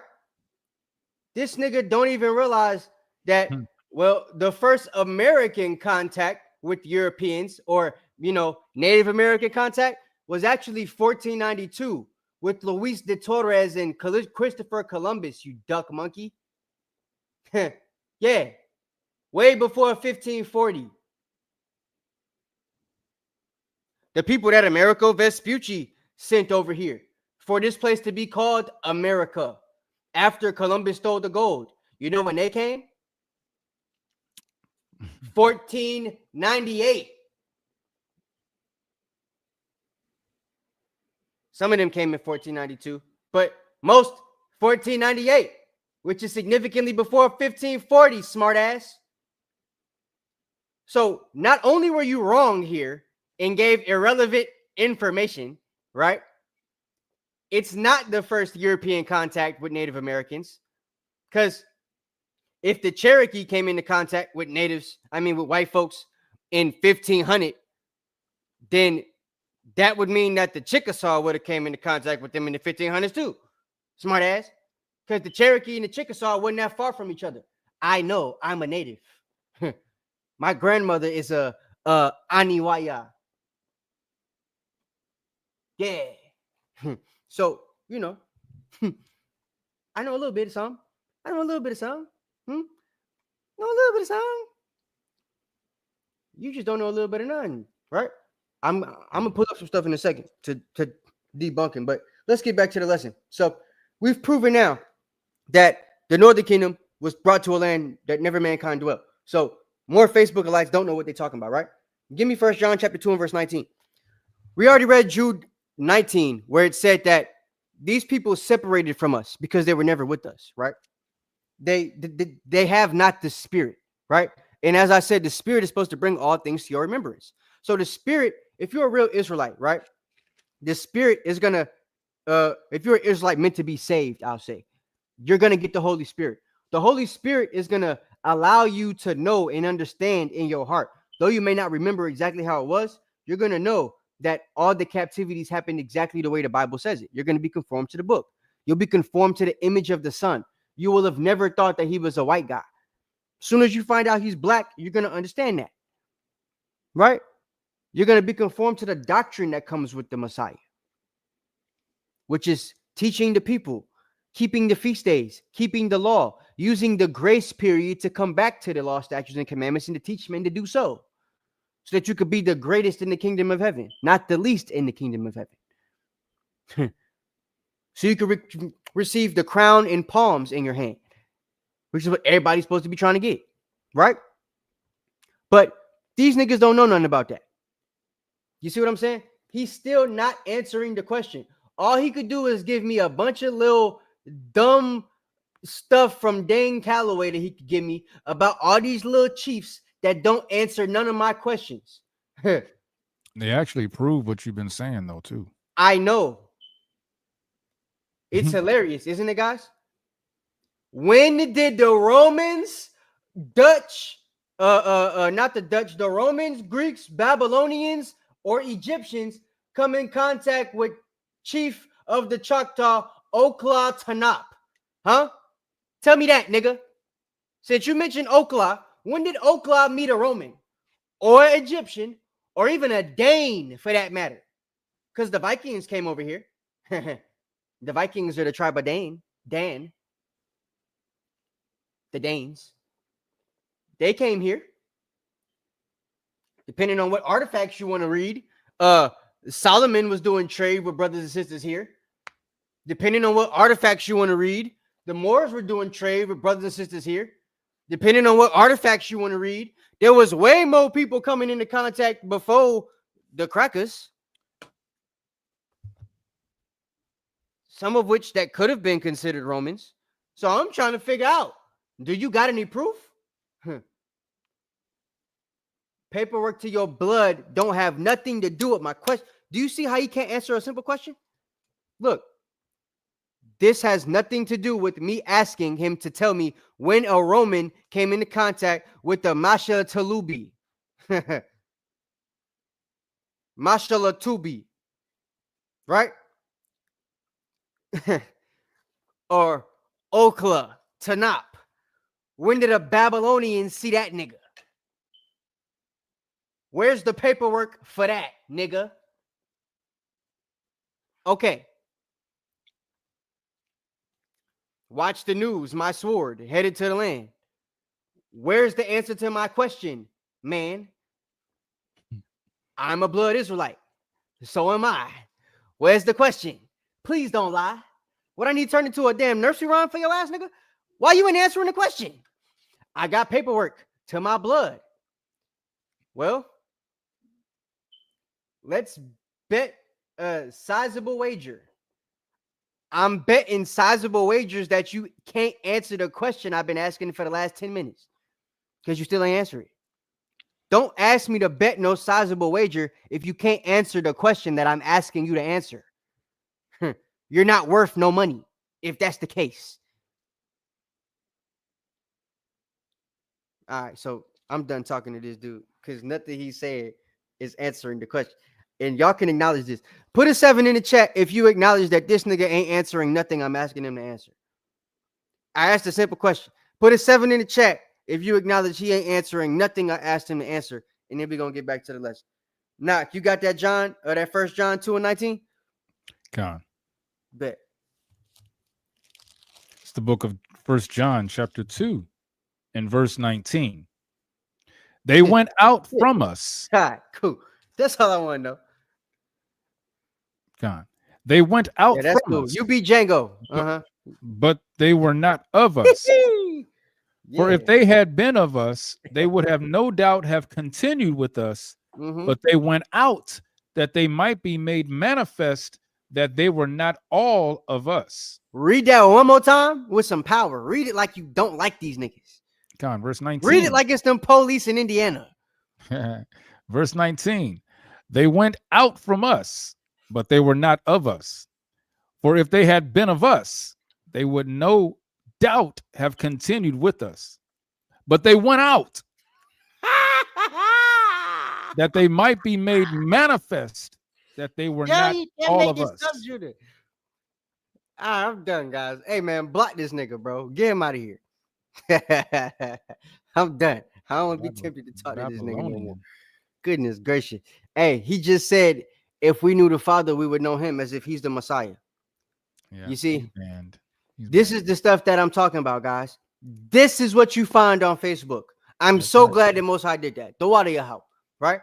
Y'all got 30 minutes of you getting to see what I've been talking about and why I feel the way I feel and why I need to do this lesson, right?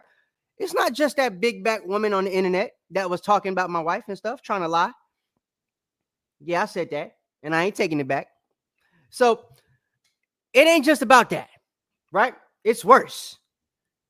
It's about people like Big Back and, you know, keyboard lips. Those people claim to be Israelites, but the things that Israelites are supposed to know, adhere to, understand, follow, the morals they're supposed to show, these people never exhibit or inhibit. And that's my issue. Accountability is supposed to be something that comes with being an Israelite. A lot of these women that hate the men in the camps and hate the camps, period, admittedly tell you it's because they got manipulated and abused by brothers in camps. Well, as I was mentioning earlier, a lot of the time the manipulation and abuse, quote unquote, is them having sex with a brother and the brother didn't marry them. Or they had sex with a brother that had another wife and they didn't want to be a second wife. So they tried it, then they decided it wasn't for them, and then they left. Well, you ain't ish. That ain't how this was supposed to go. This ain't supposed to be just an experimental ring for y'all. There has to be some type of accountability that's taken. Especially when y'all are found to be put in them type of situations. You understand what I'm saying? Any camp. Not a particular one. Talking about any camp. There's niggas that are retards in some camps that be preying on the women. But at the same time, a lot of these women that be falling for these dudes were the same women that would have fallen for the knuckleheads in the world too. Y'all are the same women that were choosing the not-ish dudes in the world too. And had no accountability for the type of men you were choosing. And the type of men you was with. Which is why your relationships didn't work and you got kids and you a single parent. Before you came into the truth. Now you in the truth, trying to find a good man, and the dudes that you going for are the same type of niggas you liked when you was in the world. They just dudes that put on fringes, pretending to be niggas in the camp. Like I said, they usually don't be with a camp. They're usually prospecting, or they got a camp that they like to watch, but they're not really with them. So they tell you, yeah, I'm with the Watchmen. I'm with Anointed House of Saints. I'm with SOT. I'm with HOY. I'm with the servants. You know, like I'm with the Hopeful Elect. And then you find out he just did a feast day with them one time 2 years ago. He ain't seen them since. He did you dirty. And now, oh, them brothers in the camps is wicked. Ain't none of these camps righteous. It's just a bunch of broke camp goers looking for brothers to prey on. You just a fat, big bag. Never mind. Mad that the brother didn't want you. Mad that you had to compete with other women and he wasn't just looking at you by yourself. That's really what y'all don't like. You're coming to the truth thinking these brothers know the Bible. You think they going to be like niggas in the church, neutered. Then you find out they not. Oh, these niggas know the Bible and they're polygynists. Damn. How dare they? And it becomes an issue. You get with a brother that tell you he's a polygynist and you trying to make him, you only gonna be with one girl and that's me. But he told you he a polygynist. If If you're going to get with this brother, you got to fall in line with whatever he decides to do with. If you don't like it, skedaddle. Like, that's how it works. But the reason it's such a big old topic on polygyny on the Facebook, it ain't because of the brothers having a problem with polygyny. It's because y'all get with brothers that are polygynous and don't want them to be what they are. Where's the accountability, though? Why you ain't get with a brother that don't want a multiple wife? Why you ain't get with a brother that only want one of y'all? Because he only want one headache. Right? Why you ain't get with the brother that had a mom and a dad and a family and he ain't used to dealing with multiple women? It's niggas like that in the truth. You could have found one. But instead you went for the guy everybody else wanted. And then got mad that you had to compete for him? Are you stupid? And then when it didn't work, after you opened your legs to him 5 times, 5 times, and moved into the house with the other wives for about 2-3 weeks just to try it out, now all of a sudden, I was manipulated into thinking multiple wives was something that was going to be beneficial for me. He was such a good talker. No, dummy. He was telling you the truth. He a polygynist. Everything he said is how he wanted to go. You ain't a woman that's meant for polygyny. You ain't even a woman that was raised to be a wife to one husband. You was raised to be an independent woman, right? You was raised, I don't need a man for nothing. You don't even know how to treat one man right. You think you're going to treat a man that got other women right? Hell no. You chose the wrong man. Where's the accountability? That's what we need to start doing in the community. But y'all brothers ain't doing it. Brothers are putting out posts. We need to start protecting the sisters more in the community. While I understand that, because it is niggas that are killing their wives, still, niggas like that need to be killed. That's my opinion. Strike the messenger if you want. I strike back. You feel me? But that's how I feel. And them niggas need to be openly rebuked. It don't need to be a secret when a brother does something dirty to his wife. If a brother's beating his wife ass at home, he need to be exposed. It don't need to be in a council closed off to the world that nobody know about except him and his sorry ass elders. Yeah, you sorry ass niggas. Y'all. Old sorry ass niggas. That's not how it need to be. But that's how it be done. Right? There needs to be accountability for that. But at the same time, I can't move off of this. You women that get with these brothers need to have accountability because y'all are choosing the same type of niggas y'all was going for in the world. Okay? So, as the scripture said, some of y'all depart. Y'all ain't have the spirit. Some of y'all depart. Y'all was never with us from the beginning, right? Give me 2 Peter chapter 3 and verse 3. We're going to move right on along. Shalom, Sister Eliana. She said, Shalom, family. I was just talking about this earlier. Yeah, I know. Sisters talking about multiple wives is a sin, choosing the wrong men, and blaming the God law. See, that's what I'm saying. They be doing that. And I'm glad it's a sister agreeing with me because some of the times the sisters be trying to do the sisterhood thing and acting like the stuff I'm saying ain't right. Or the stuff Judy be saying on Facebook ain't right. Or when y'all to make a post, it ain't right. Or when y'all start make a post, it ain't right. Or when any of us make a post, it ain't right. Oh, y'all just hate women. No, we just see what's going on. I was with a woman in the truth before the relationship I'm in now. Or that great relationship y'all see me posting all the time, right? I'm posting it because I was actually with a girl for 4.5 years in the truth.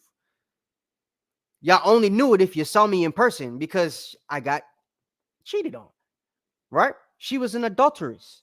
And I was in a camp with a nigga who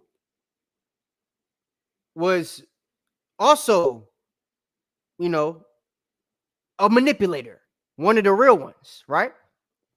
So he would give certain counsel that would literally make me have to stay with her if I didn't have certain proof of certain things that I knew was happening, right? So I literally had to wait till I had proof of men she was physically having sex with before I have permission to divorce her. You feel what I'm saying? Because of the people I was under. So don't get me wrong. I understand it be some messed up leaders out here, right? Some of them be sweeping stuff under the rug because of things that they be doing in their own house that be messed up, right? I understand that. That ain't nothing you got to explain to us. There's a lot of leaders that understand that, which is why a lot of us have split from old organizations that we with, because we know that it was BS that was happening in them organizations, right? Brothers having threesomes with niggas' wives. It ain't go out to the public. Only people that know about it was the people that was involved. The brother's wife is in the camp. The elder ain't doing nothing about it. The nigga that had the threesome and his wife still in the camp. Everybody that found out about it dipped. Know what I'm saying? There's situations where brothers is sleeping with one woman and then get with that woman, marry that woman, meet another woman. This woman come around, brothers, like in North Carolina and stuff. Them brothers tell that sister, hey, don't deal with that brother. He ain't good. He ain't gonna be good for you, sister. We warning you. And that sister go, I understand. And then she go and smash him behind the back because she don't give a damn what nobody's saying. No due diligence, no accountability. And then that same manipulating ass nigga that everybody warned her about ends up manipulating her too. And now she's on Facebook talking about all the camps are wicked and we're manipulators and we're haters of women. No, nigga, we didn't hate you. We was telling you not to get with this nigga. We knew what type of nigga he was. He's good for the truth. He's a good teacher, but we know the type of nigga he is. That's why we warned you. You didn't take heed to the warning. You don't get to cry wolf and play victim after that. You had a warning. You said, forget the warning.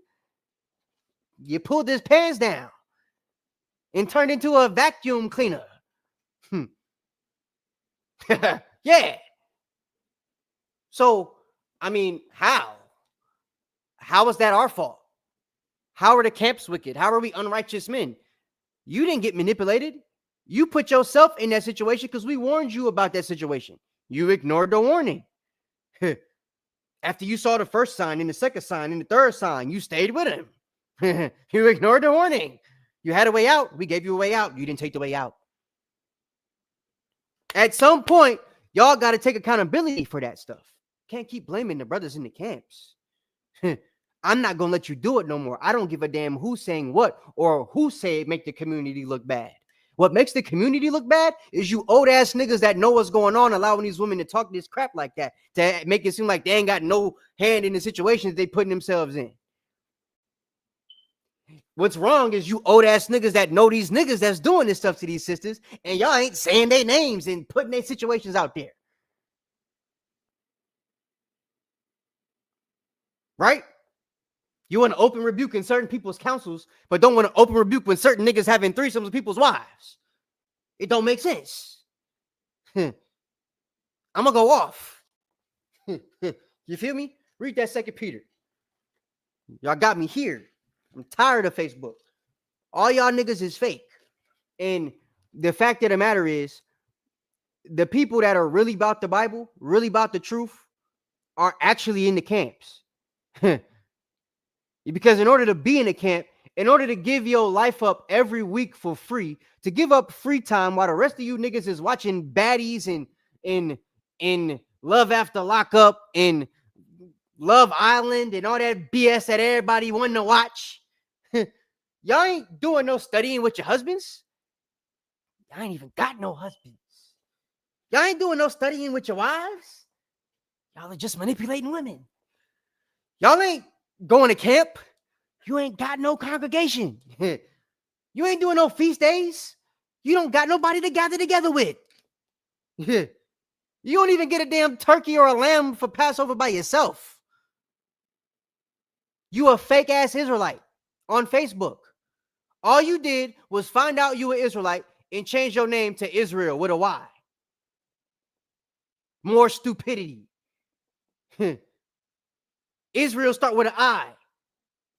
Yasha'Allah start with a Y. Israel starts with an I. You don't start Israel with a Y. Read that, not. Damn. 2 Peter 3:3. You on mute.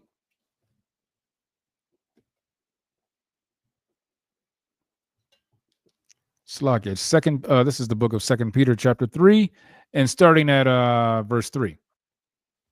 Knowing this first, that there shall come in the last days scoffers, walking after their own lusts, and saying, where is the promise of his coming? Hey, For since so you just want these are scoffers walking after their own lusts, heaping after their own desires, right? They pull up in the truth. Oh, yeah, we Israelites. And then they don't want to adhere to none of the doctrines. The people that actually know what they're talking about are the guys in the camps. We taught y'all. If you got a leader that got his own church and he's not in the camp, he learned from somebody in the camp. He was watching somebody's YouTube videos for a time before he decided to come to his stupid little church in the middle of nowhere and tell y'all, hey, guys, we're Israelites and we're going to become an Israelite church. He didn't come to that epiphany because he was reading the Bible. He saw a YouTube video of one of our camps and listened to us, watched our videos front to back, had a meeting with us probably, because you can ask Judah, we've had meetings with some of these niggas. They make it seem like they're going to join our congregation. They're going to allow us to pull up on them and stuff. Next thing you know, they teaching themselves. They don't want nothing to do with it. They want to do their own thing. Because they know that if they let us teach, we're going to have certain range to the doctrine. They have to fall in line. They don't want to do that. They want the control and the power for themselves. And then some of y'all don't like being, under the tutelage of somebody, especially some of you women. That's why y'all not married. Y'all don't want to get with a man that can lead. That's why so many of you single sisters in the truth, especially with kids. You would think in the Bible, especially since the Bible says when a man gets with a woman with kids, be a father first before a husband to the wife. You would think y'all be rushing to get a godly man to help your kids out. That's what y'all be doing in the world, right?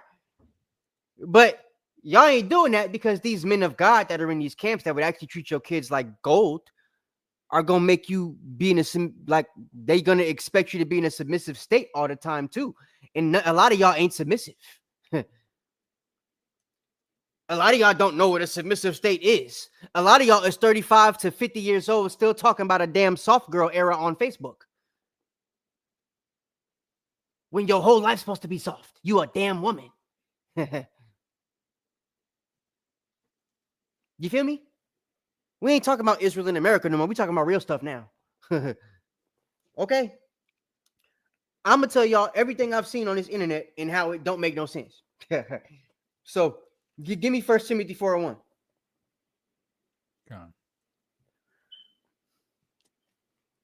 Y'all got to fix this. There needs to be accountability on both sides. There needs to be exposing these brothers that are manipulating the sisters so they feel like they have, voices to speak out for them. But then at the same time, if we're going to do that, you sisters have to take accountability for the situations y'all are willingly putting yourselves in. You can't hate all the camps because you got with a brother that was in a camp that ain't never been to camp, that ain't never been to the feast day, that only got one shirt with fringes on it. He ain't in a camp, nigga. He knows of a camp, and he knows some people in it. He ain't in the camp. I don't care what he told you. If he only got one shirt with fringes, he ain't wearing his fringes all the time.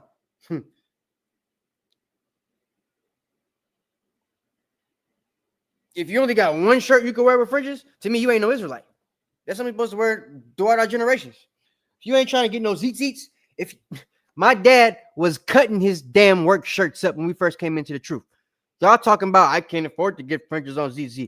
My daddy was taking his shirts and cutting the bottom of the hem all the way around on every single work shirt to have fringes. Y'all ain't doing that. It's very simple. Get some damn scissors. It's free. After that, all you gotta do is buy the scissors. Get you a little ugly ribbon of blue. If you can't afford a ribbon, get you a navy blue Sharpie. They got them. Get your ruler and get the drawing. I've seen it. It's a brother in Georgia who put fringes on his car. He got blue Scotch tape for the border of blue with glued fringes on his car. But you with a nigga that got one shirt and you blaming the camps because you didn't do no due diligence to find out he wasn't really no Israelite. You with a dude that don't know the Seder meal lamb ain't supposed to have no seasoning on it, but he in the camp. That means he never did Passover. What camp he with? You with a dude that think we got to be in Israel to keep the Feast of Booths or Tabernacles. That means he never kept it because he ain't even got a passport. But you still opened your legs to him 12 times.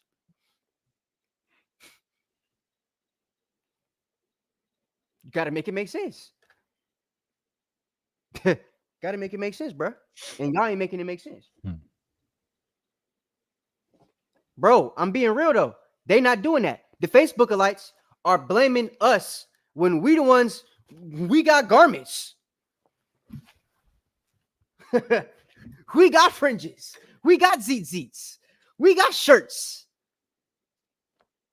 We actually go out and do the work. We the dudes you see on the corner on Saturday, on Friday, on Tuesday, on Thursday, on Wednesday. We the ones with the shows every week for free. YouTube ain't paying us. We ain't got no bank account hooked up to this. I ain't get no chains from Milk Monday. Nope. We don't get no money for this. We have a school in North Carolina. Any money that they can't make goes to paying bills because we don't live there. That's extra stuff outside of the houses that we already have to pay for, in the bills we already have to take care of, in the mouths we already have to feed. Y'all sitting here thinking we just looking for people to prey on. We don't make no money off of this. You see niggas doing Twitch, getting on no jumper because they don't make money off of this.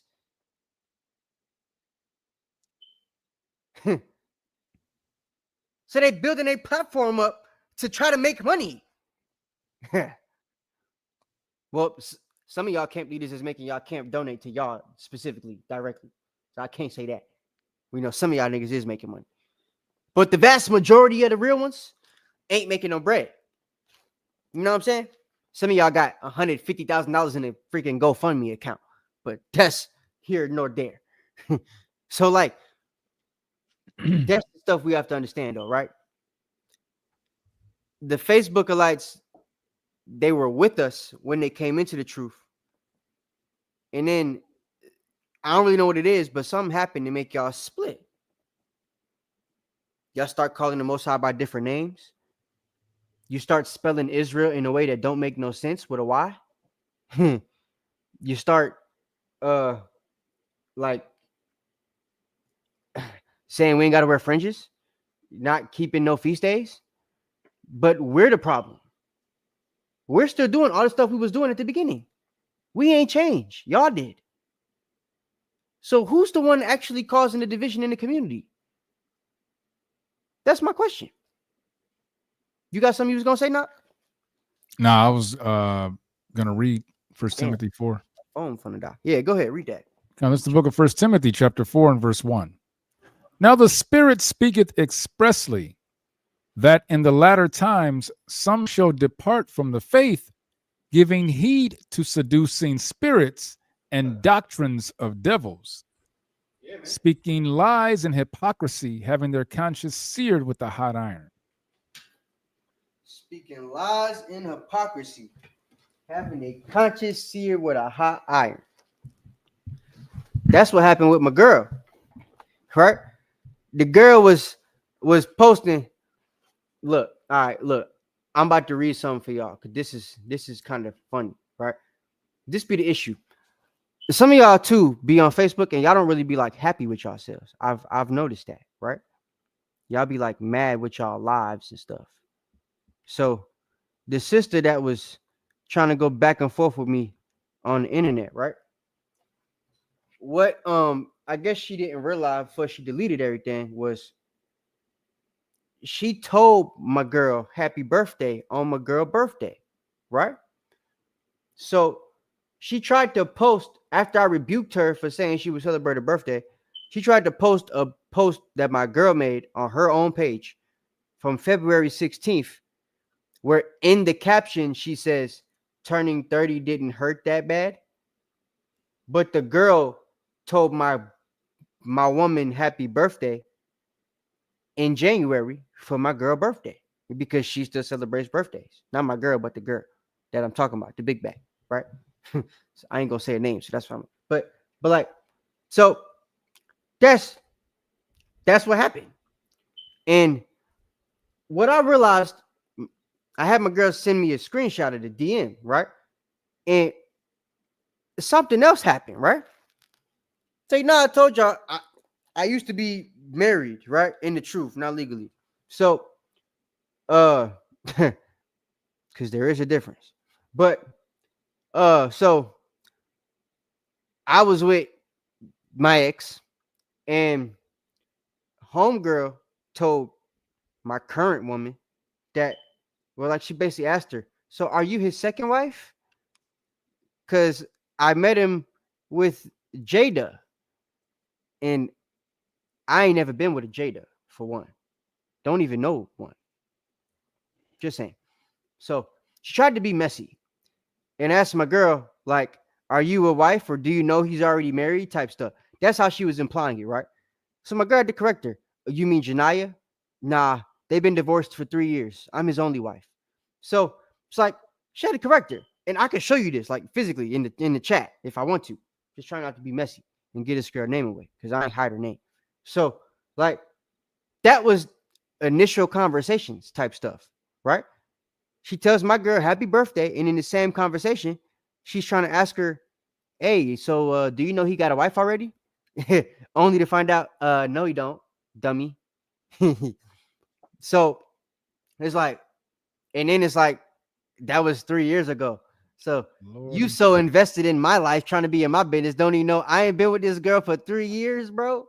It's crazy, right? I wasn't with her the whole my whole last year at SOT. We was having problems. We was already separated. So it was like, you got to make it make sense. But nevertheless, that's how that started, right? So what, you was gonna say something? It's crazy, nah, right? It's just yeah, crazy. yeah. It's just crazy. Never bow to. He just keep making accounts. He's persistent, ain't he? Yeah, Damn. I've been watching him. He need to go to the military. He'd be the first brother to hit a missile persistently. You know what I'm saying? They might need you, bro. I think they having problems in Ukraine and stuff right now. Might need a knucklehead like you. So what else I want to get before we get up out of here? Oh yeah. Did you read First Timothy? I did read down to verse 2. Okay, bet. Give me 1 Corinthians chapter 11. All right. Verse 8 to 9. Right.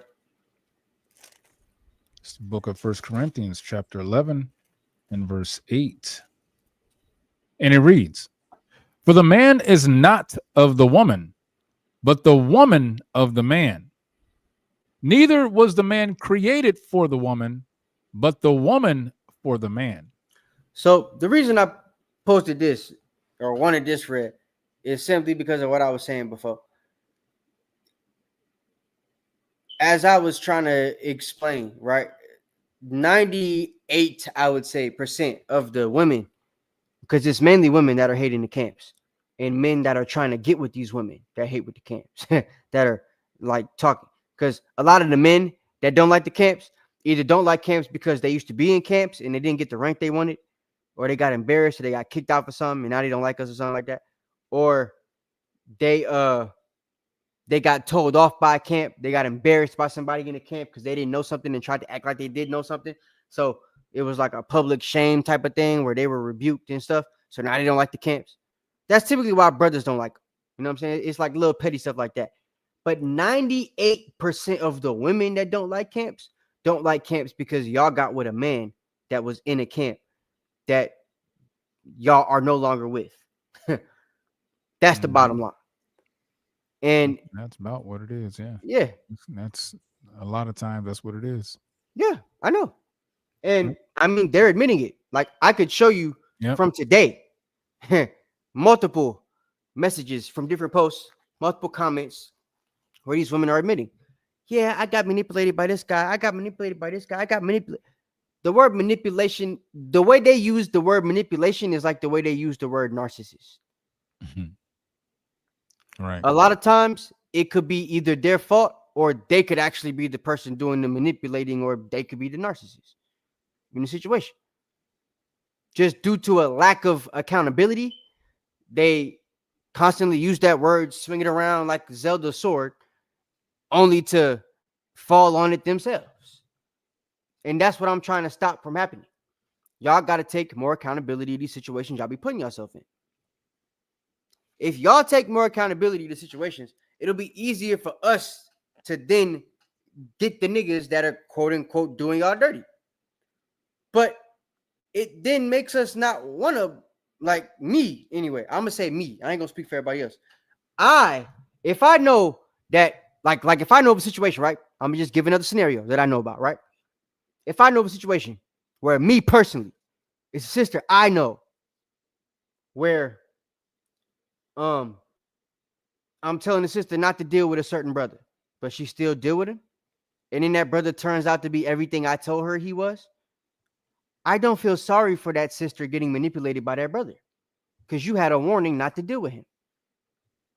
You decided to give that brother a chance, whether you thought you could change him or whatever y'all be thinking y'all could do. Right. And you bit the bullet yourself. You then do not have the right to get on Facebook in the battered, bitter, miserable Israelite woman community and bash camps and the men in camps because you got with a man that you didn't like, or that didn't like you, rather, that you didn't vet before finding that out. You understand what I'm saying? This nigga's retarded, bro. Yeah. At this Why point. does he keep coming back? Leave me alone, bro. Damn. Levi is the Haitians because it's proof that Levi is the Haitians. What the hell are you talking about? Talking about 48 states. Nigga, why ain't you answer the question? When did 48 Romans come to America, motherfucker? Tell me that. Don't talk about 48 states. Tell me when 48 Greeks came to the Americas. For 48 Babylonians, nigga. That's all you need to worry about. That's the only 48 I want to know. The first 48 Babylonians, Romans, any of them people. That's the only first 48 you need to be thinking about right now. Type in the comments. If you ain't finna type that, stay out of here. The water. Damn. So, stay away from niggas like that. Y'all will get with this Tyrone nigga who can't even answer a simple question. Just because he's saying, I'm Moroccan. We from Turtle Island. Huh.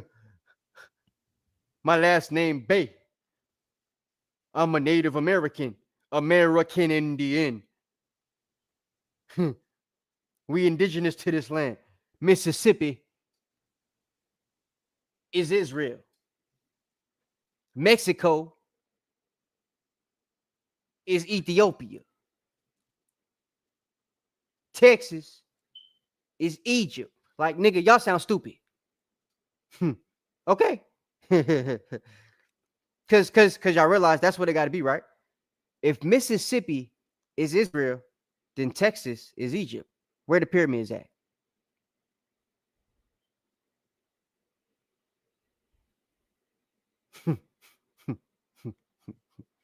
That's another question he can answer. So yeah, because Mississippi or Israel and Egypt supposed to be within walking distance of each other, right? Supposed to be able to walk to the mountains. If it ain't Mississippi, then it's on the other side. It's in Colorado or Missouri. So, or ain't really no mountains in Kansas. It's flat. So I don't know. It got to be Colorado. Where's the pyramids in Colorado? I don't know. I don't know. Never seen them. So yeah, I mean, it's that ain't even Billy Cox. Billy's not that stupid. Billy's smarter than this nigga. That's Dane Calloway all day. Billy's stupid, but he ain't that stupid. Billy's like pseudo stupid. He say smart stupid things. This nigga's stupid. It's a difference. You see me? You feel what I'm saying? Stupid is thinking Mississippi is Israel when Lord of Christ. Is the Mississippi River the land that made us Hebrews? That's the land we crossed over. I mean, that's the river that we crossed over, not the Mississippi River. Yeah. What they're saying. So the Mississippi River gonna dry up, and the army of the dead gonna come from it. That's what Revelation say, right? Interesting. Okay, I'll be looking for that. It ain't Utah, sis. It's Mississippi. He said. Utah a little far from Mississippi. You got to cross a couple states for that. Utah make a lot more sense now because it got the mountains and stuff. But this nigga said Mississippi. Mississippi. The Delta. You know what I'm saying? So, yeah. He say it's the Delta. And the Mississippi River is what made us Hebrews. That must be the river we crossed. Shinar is Ohio. Babylon is Columbus. You dig? We came from Ohio, baby. Yeah. You like that knock? You damn near from the motherland. You from right next door. You see that? Yeah. Hey, you from Elon. This man, bro. I don't know what to say. I'm done. The bottom line, man, is in fact, give me Romans 8 and 9. We're gonna end on that. Because, bro, it don't make no sense. It don't make no sense. Ohio would have to be Babylon. That's the land of Shinar. That's where the Babylonian, you know what I'm saying? Hey, Boaz, you in the chat? They got any big ass buildings in Ohio that will resemble the ziggurat, the Tower of Babel? They got anything like that out there? I don't know. Any big old towers, skyscrapers that look like God could just lay on it like a bed? Go ahead. Read that. Yeah, this is the book of Romans, chapter 8 and verse 9. But ye are not in the flesh, but in the spirit. If so be that the Spirit of God dwell in you. Now, if any man have not the Spirit of Christ, he is none of his. So this goes back to the Spirit, the thing that's supposed to bring things to our remembrance, right? If you got the Holy Spirit, accountability should be something that you have. If you have the Holy Spirit, being able to own up to your actions should be something that you should be able to do. That's right. If you have the Holy Spirit, it would teach you to do things that biblical people would do when it comes to learning the Bible. So if the Bible says to study to show yourself approved, you wouldn't be a person on Facebook with a Y in front of your name as Israel, because you would have studied and you would have shown yourself approved to know Israel can't possibly start with a Y, because Israel is not how you would pronounce the original word that the people come from. The man that they call Israel, his name was not actually changed to Israel. It was changed to Yasharallah or Yasharal, depending on the transliteration that you would like to use, or when you'd like to cut off the translation mark based on the diacritic marks, like parentheses and stuff, right? So like that type of stuff is things that you would use if you were actually studied, right? That's things you would acknowledge if you were actually studied. When brothers that study the language tell you over and over and over and over again, Paleo Hebrew has no vowels the way that you would think. They're not lying. The original didn't. Just because they added it into Assyrian and all that other stuff doesn't mean that we're lying when we say that. Right. So, yeah, you could say Yahuwah if you want, but is it accurate and correct to say that's the original name? No. That's a transliteration. Not even a transliteration, because it's using different language rules than Paleo Hebrew. It uses a U, a character that doesn't exist in Paleo Hebrew. That's what transliteration is, guys. I'm studied and I showed myself approved in that realm. I got an A+. I was in AP language arts back in the day. That's the only thing, plus history, that I was good at school. Language arts and history. I gave a damn about math. I gave a damn about science. So, well, I was good at science too. But yeah. But like, This is what I'm trying to tell you. Our people have to do a better job on Facebook. And those of you that aren't in the camps cannot blame all camps or put all camps in the same realm as whatever organization you joined that you didn't vet properly. If you were with a camp and they did you dirty, you can't say all the camps is wicked. You don't know all the camps. You ain't been to all the camps. You haven't served with all the camps. If I'm a guy that's been in 3 camps and I ain't never seen your ass before, you can't say all the camps is wicked because you ain't never been a part of none of the 3 I've been a part of. That's called bearing false witness. See, people that actually follow the Bible try not to do things like that. That goes against the moral code and the law of said Israelites, right? So you can't just make broad statements like that, like y'all Facebookalites be doing on the internet. There's not one righteous camp. That was said today when you realize all these camps is wicked. No, you dumb woman. Because that's what it is. She's a dumb woman that was hurt. It ain't that all the camps is wicked. You joined a wicked brother that was in the camp. You got with a wicked dude that was in the camp. Every camp got their Judas. Jesus couldn't even stop that. Huh? That's a bar for you, right? Every camp got a Judas. The Messiah couldn't even stop that. Told him to go and do what he had to do. Right. But the thing with you women, though, y'all get with Judas and then get mad that the nigga's Judas. Y'all don't get with John, Peter, Paul, Luke. Y'all get with Jew. Right?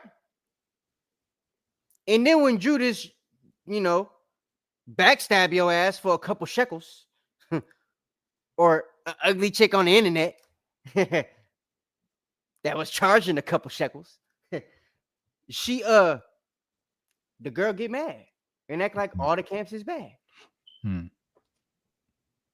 You went to council and the elder told you the same thing I'm saying. Sis, you didn't vet this brother? I could have told you that nigga was going to do you like that. I thought you was cool with him being a polygynist. Because you got to understand, if a brother wants to get with another woman in the truth, it's not cheating. It's not fornication. If he wants to get with another woman, he's a polygynist. He's getting with another woman, whether y'all like it or not. Y'all can't make that fornication because you don't agree with it. He don't need your permission. You don't see Abraham asking Sarah permission to smash Hagar.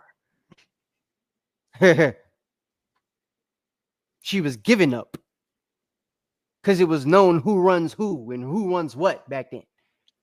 You don't see Jacob asking permission from Rachel or Leah to smash one of the handmaids. You see them giving the handmaids to him because they knew who ran what and who ran what. And I'm sure any other time it happened, he didn't ask for permission. He just got some.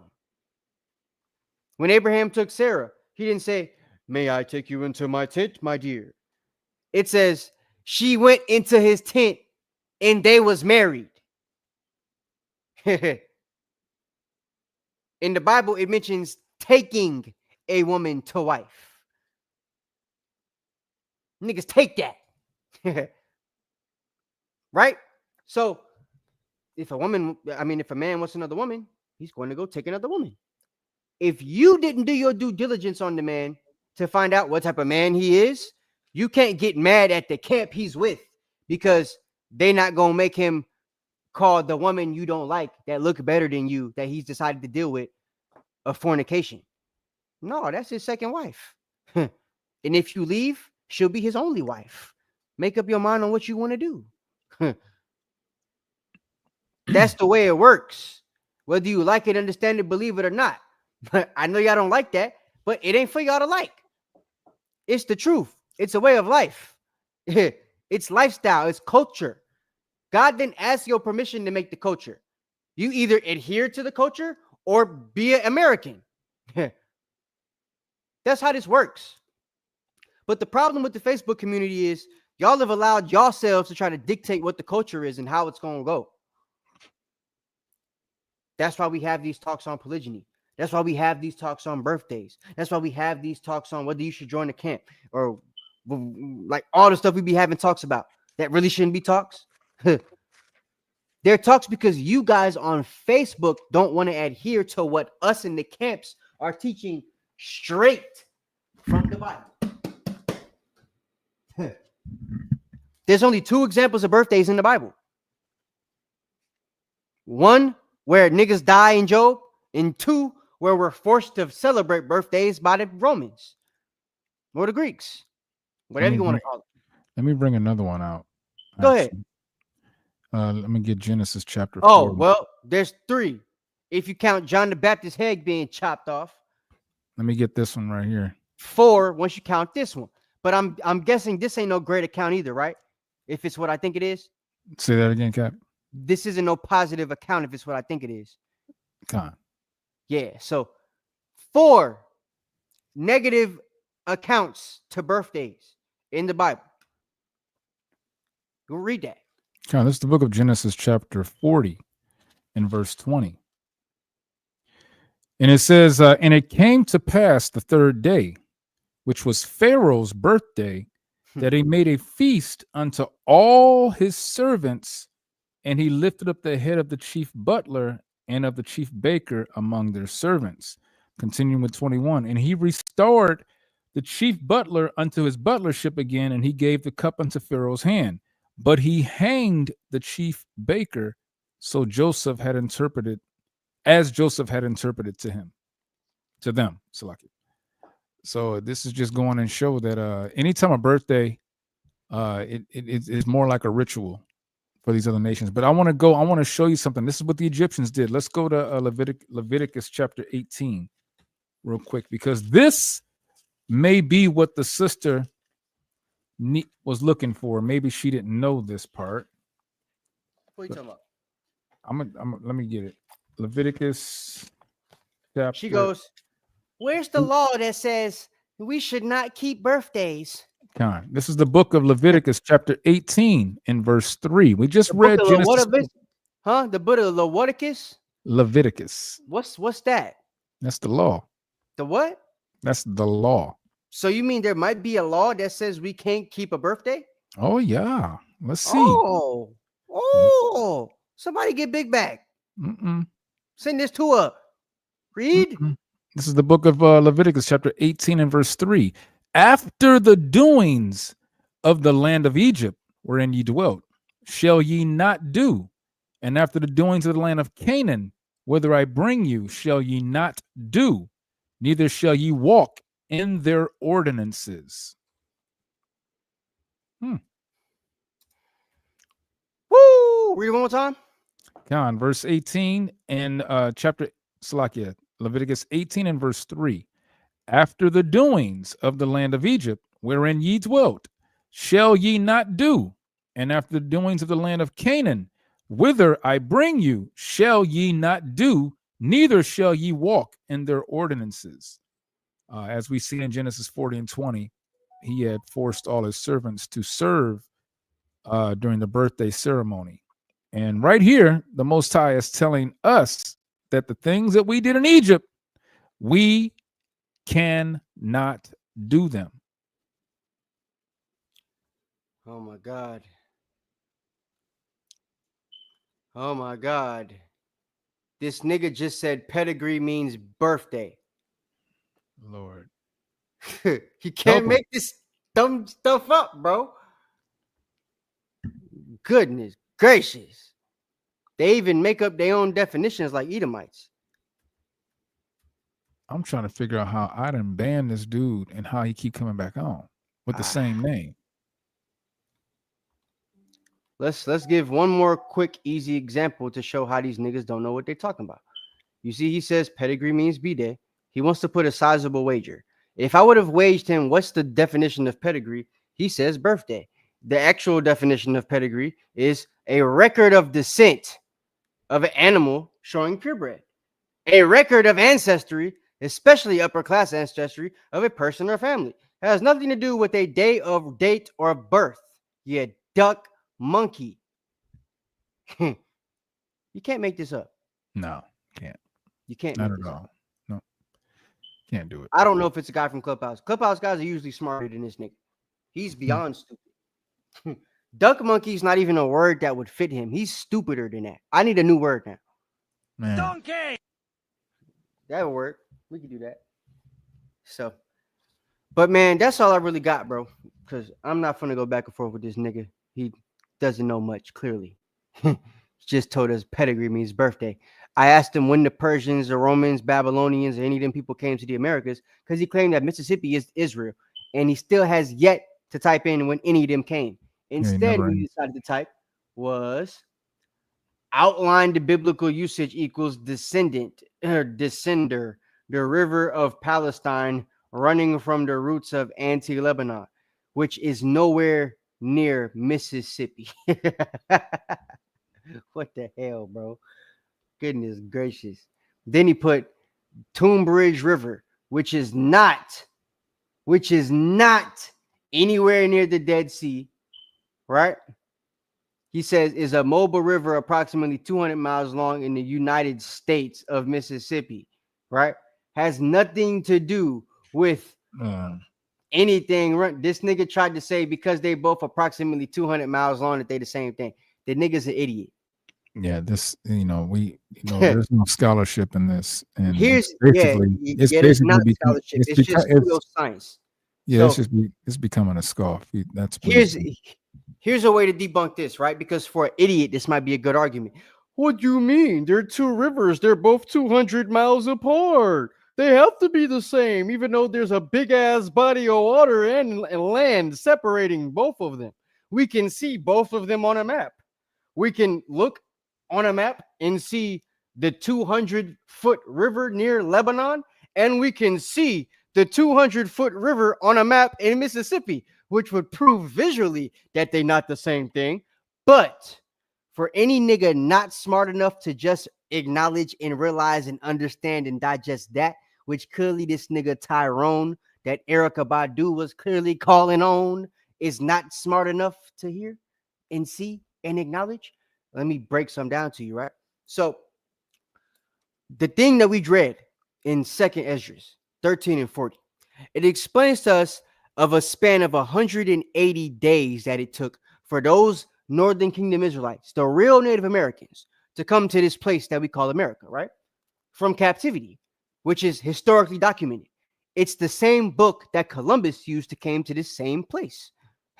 Ironically, right? So we know the book ain't lying because a cracker used it and we used it 700 years apart from each other, right? Right. So here's the thing. Now, well, more than 700 years apart. But anyway, so fast forward. Now, if this Negro light is trying to tell us that both of these rivers are the same because they're both 200 feet apart, tell me why it doesn't take me 180 days to travel from Israel to Lebanon.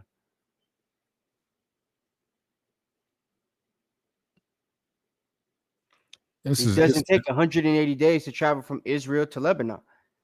It takes 180 days to travel from Israel over there to the Americas, though. So how could Israel be over here? Where over here, from over here, would it take 180 days to travel over here? On foot. It wouldn't take you 180 days to walk from it wouldn't take 180 days to walk from New York to California. Let's see how many days it would take.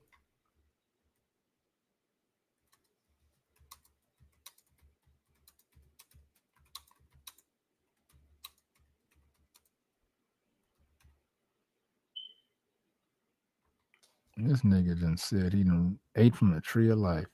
I'm sure he did while he was on a shroom. You know what I'm saying? I am sure he did. He was on acid or something. You know what I'm saying?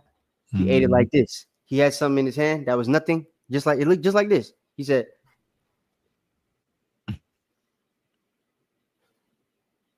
And that was it. Yeah. He ate from the tree of life. Passed out. Probably hit his head on the back of the chair or something after that. And woke up and thought he was immortal. You know what I mean? Now he think Mississippi and it's in Israel. He's probably in Mississippi right now. Sipping on some moonshine. That's what I'd be doing if I was in Mississippi. Hey, brother, do you subscribe as a Muslim? I want to know. Put in the chat. Are you Muslim? Is your last name Bay? Google the altar tree. Lord.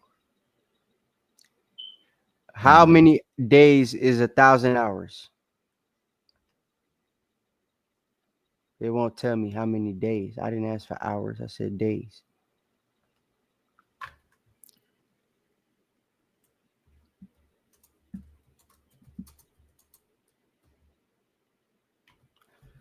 A 1,000 hours is 41 days. So it would take approximately 42 days, guys, to travel from LA to New York City on foot. Not 180 days. According to the book of 2nd Ezra, it took 180 days for them to travel from the land where Israel was in Assyria to this place where never mankind dwelt, where they're supposed to be at right now, where we're at right now. It took them 180 days by boat. But in America, there's nowhere here that it takes 180 days to travel. The largest span is from New York to LA, and it only takes 42 days to walk.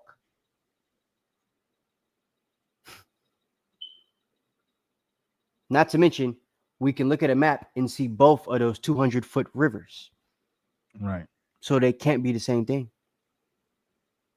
So the question would be, which place does it take 180 days to travel from? It took Columbus that time.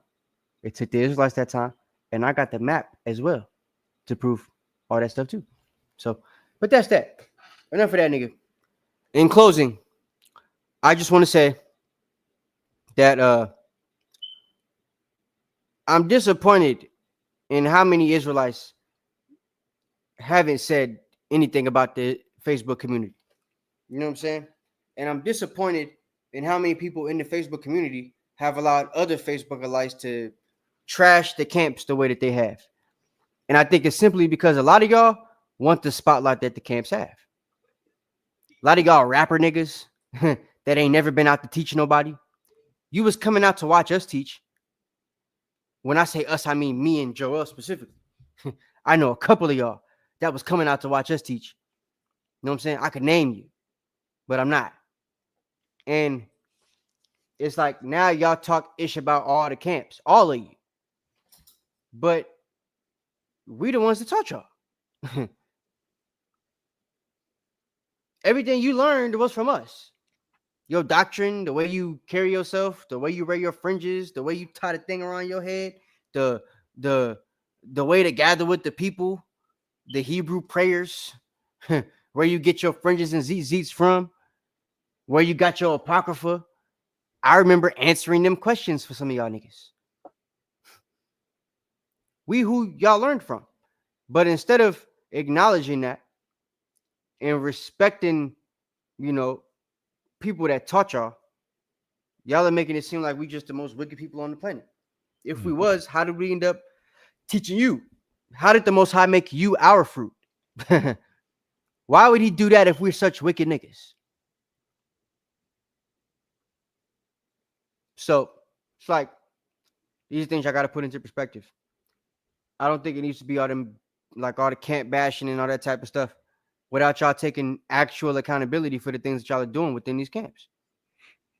If you're a woman and you got with a man that niggas told you was bad, you don't have the right to blame camps or say that camps allowed you to get manipulated by a man. You allowed yourself to get manipulated by a man. Just because he's in a camp don't mean he's not going to be some worldly nigga. The camps are taking in worldly niggas, in case y'all didn't know that. Every nigga in a camp was in the world before he joined the camp. I hate to break that to you, in case you didn't know that. So if he has worldly tendencies about himself still, it's up to you to do your due diligence as a woman that's dealing with him to decide if that's something you'll be able to handle or not. If y'all ignore that stuff until after you done slept with the nigga 18 times and you've been with him for 3 years, then no, you don't get to act like you a victim. You didn't prove a friend like the Bible says to do, like us in the camps have taught y'all to do. You didn't do it. And on the flip side, if you one of these niggas that's preying on these women, because you know they gullible, you know they like the bad boys, you know they like niggas that ain't really about shit, they just act like it. So you good at acting like it, and you able to pull them in, right? You know they're not going to do no due diligence. They going to want to play the victim afterwards. It's easy for them to do that. So if you one of them brothers that be allowing this to happen by making it happen, anytime I find out about it, I'm going to start exposing you.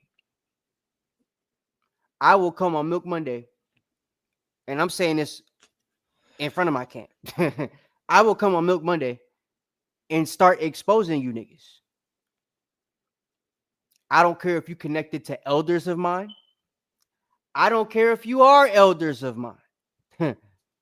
If I keep seeing it, that's going to be the way I'm taking as a solution to quote unquote protect the sisters.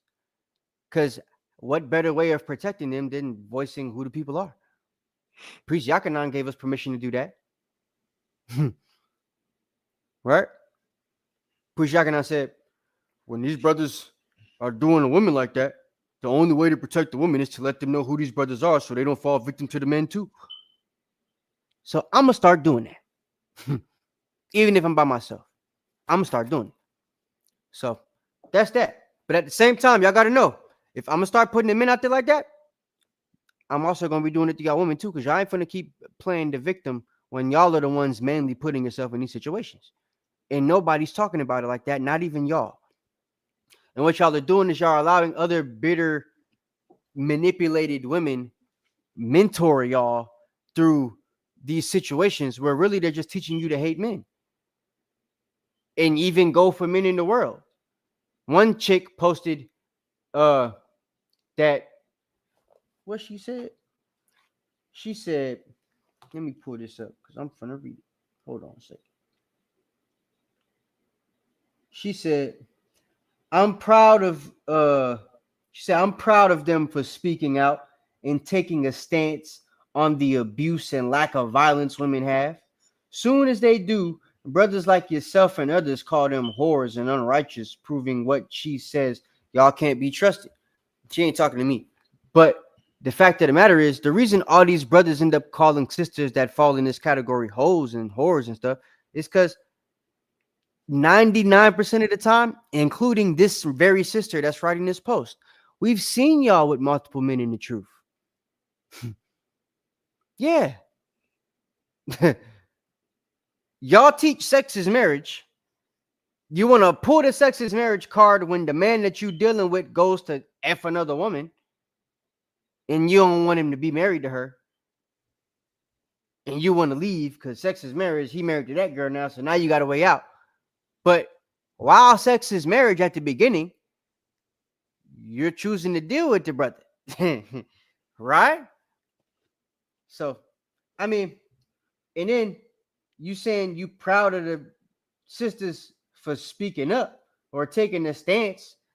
But what about if we start speaking out and showing how many niggas y'all done been with in the truth? Some of y'all is married to one guy, then fornicated with one guy, and the guy that you done fornicated with is cool with the guy you married, and they don't even know that y'all done smashed each other before. How about that? Huh? You know how many situations I know of like that? You in the dude's comments of the class, posting stuff in the comments. Your husband think it's just innocent stuff. Don't even know you done had this man ride in your mouth before.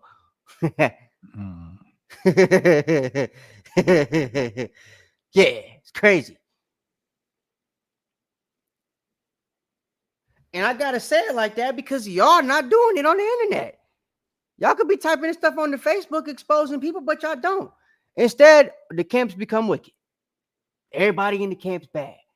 All these brothers in the camps. What did this woman say earlier? She said, What sisters need to understand is being married to a righteous man whom lead them homes are more important than following these broke camp goers who are just looking for more members to abuse. I feel like she did her neck like that while she was typing it, right? Broke camp goers. So now all the brothers in camps is broke. Everything they type just screams bitter, battered, broken woman. Yep. Yep. And when I say battered, I don't mean battered because of the brother. I mean battered because of her spirit. Right?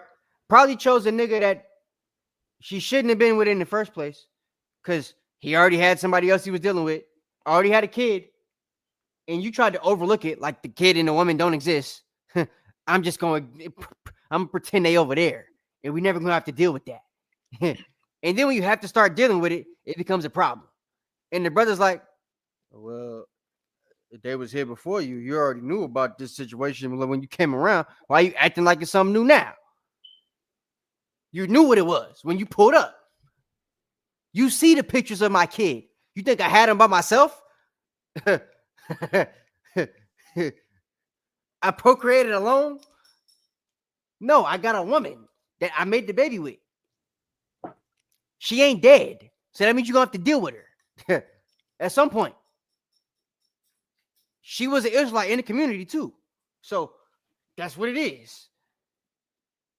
And then it's like, that's things as a woman, when you come into the relationship, you're supposed to be deciding before you turn into a vacuum cleaner at the hotel.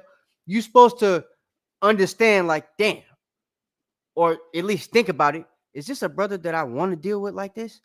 Do I want to give myself to this man who already got a woman and a kid? If I'm going to be jealous all the goddamn time, if he has to go pick up his son from his wife, I'm going to be like, or his ex-wife, or his, whatever she is to him, the baby mama, right? If he got to go pick up the kid from her, I'm going to be jealous. I'm going to be wondering if he got him some on the way out the door, whatever it is. If you that type of woman, you don't need to be with a man that got a kid, stupid. There's plenty of men out here that don't got them. Pick one of them. But for some reason, y'all don't be smart enough to think like that. And when you get with that dude that got the kid, but don't want to fall in line with his lifestyle, you want to try to change it, keep him away from the child and the mother and all that type of stuff. When that don't work, because he got to take care of his kid, at some point he might have to go pull up on her to go get him. Now you want to fight him. Well, no, it ain't gonna work like that. You can either fall in line or step. But y'all don't be thinking about it like that. Then it becomes all the camps is bad, all the men are wicked, with no accountability as to you already knew the situation and you decided to put yourself in it. You knew this man had another wife who he was manipulating. She put it out there for the public to see already. One girl that made a video about this nigga. These are two different women. And then you got men in the camp that's with the nigga that you're trying to deal with who are telling you not to deal with the nigga. And you still deal with the brother. And after you get what the first two women got, you decide to, all them camps are wicked. When you realize none of them camps are righteous, when you realize none of them women take accountability, that's what the bottom of the post should say. Because every woman that liked the post been with a brother that did them dirty. But the brother that did them dirty, I guarantee you, either gave some type of warning signs himself as to, I'm about to do you dirty, or they were warned by other brothers that knew he was about to do them dirty, and they still decided to go through with the relationship. So I'm going to say it this last time. Y'all got to take accountability for that and to stop that. Y'all can't keep allowing that to happen. And you women, the last thing I'm going to say, when y'all get rebuked by a brother on the internet, just take the correction. You don't got to turn it into something personal. You don't got to make it seem like he's coming for you. We don't got time to come for you. Unless you are a girl. Paul. So that's that. If that ain't that, we ain't got time. Nobody got time for that. If a brother, especially a brother in a camp with his own family, is taking the time out his day to correct you on a post that you made, chances are he's not trying to get at you or get on you or make you look bad or embarrass you. He's trying to help you. Especially if you see you got a husband that's in the truth and your husband ain't been smart enough to teach you this thing, so you wouldn't be the dumb wife embarrassing your husband by posting this stuff on the internet in front of a bunch of Israelites that know your husband. The brother takes time out his day to correct you. Just take the correction. Even if you don't agree. Khan, the water. Or don't even reply. Just leave it on red. Let it be there. But y'all don't got to take everything personal. Sometimes this stuff happens, like this lesson happened because the girl took the stuff personal. I gave the rebuke on the birthday. She made it about herself. After I told her, I ain't even talking to you because you ain't going to listen to me anyway. You've never been a woman to do the things that the Israelites say to do on the internet. And I guess she thought I was the only person that felt that way. But when people started liking what I said about her and she realized, damn, other people think I'm this woman that just don't be listening to people. She felt like I was coming for her. But all I did was say the truth. I said what everybody else already knows about you based off your post on the internet. That Sage Ileana girl that's always talking about men and how bad the men are, she's the same way. Sage Ileana is a woman that was with a bunch of men in the truth. All the relationships failed. She chose all bad brothers. That wasn't good for her. She didn't do her due diligence. And now she's blaming all of those brothers for her not having a man. And they all happy. All of them. So make that make sense. Right? So y'all got to stop that. Y'all got to take accountability for the situations y'all are putting yourselves in. That'll make it easier for us to punish these men that are doing things to y'all. Because then it'll be seen what they actually did to y'all. It won't be us having to fight through what y'all did to yourselves too by not proving the friend. Because, like I said, some of us know who these niggas is. We can't kick them out the truth. They're trying to change their lives. They're in the truth. They woke up. We're supposed to give them leeway to change their lives. If you get with him before his life is changed and he was just manipulating woman-ass, like a womanizing ass nigga, and you don't do the due diligence to find that out beforehand, it's your fault. Not mine, because I'm the camp leader. Your fault. Ain't no law in the Bible that can make me take you away from him if you smashed him. He could take possession of you at that point. Especially if y'all got a verbal covenant with each other and y'all been talking about being with each other this whole time. Just because he goes and gets with another woman, I can't stop that. You should have found out if he was that type of dude that want more than one girl before you opened your legs.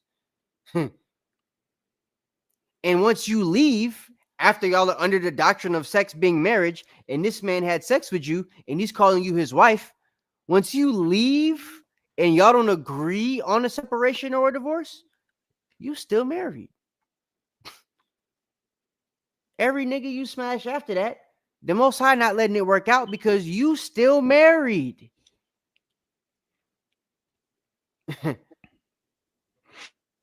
So that's all I got to say, man. Hope y'all understand it. But Facebook versus the Lord's book. The Lord's book is going to win every time. Y'all Facebookalites honestly don't know a whole lot. Y'all need to get up under a camp and under a congregation and up under leaders that can teach y'all things about the Bible. That can make it easy for y'all to keep the feast days. Because it's people to gather together and assemble with. They give you access to fringes and zizis and clothing and stuff like that. So y'all need to take heed. And it's sound doctrine. Even though a lot of y'all don't like to take heed to it. Y'all don't like to submit under leadership. It's still sound doctrine that you're getting from the camps. That's all we've ever given. Whether it's us, whether it's UPK, whether it's IUIC, there's some things that GMS said ain't sound, but for the vast majority, they sound doctrine. Even GOCC. The majority of their doctrine is sound. Rakah's a damn bug out. And we're going to get back to your challenge next week. I got everything pulled up right here. I ain't forgot. We proving who Cornelius is next week. Right. But like, y'all got to get right on Facebook, man. Y'all don't got the answers. Y'all don't even spell Israel right. Okay? Yasha'Allah is spelled with a Y. Israel is spelled with an I. If you spell Israel with the Y and say Yisrael, you a lie. Okay? That's it. That's all I got to say. I had to keep repeating that because most of y'all got that Y at the front of y'all name on Facebook, and y'all be the ones trying to get on us by calling the Most High Yahuwah. And just the names y'all are using is enough for us not to take y'all any type of serious, because it proves y'all have not studied to show yourself approved enough to even know the name that you must call upon to be saved. So with that, I yield. God, all praises to the Most High.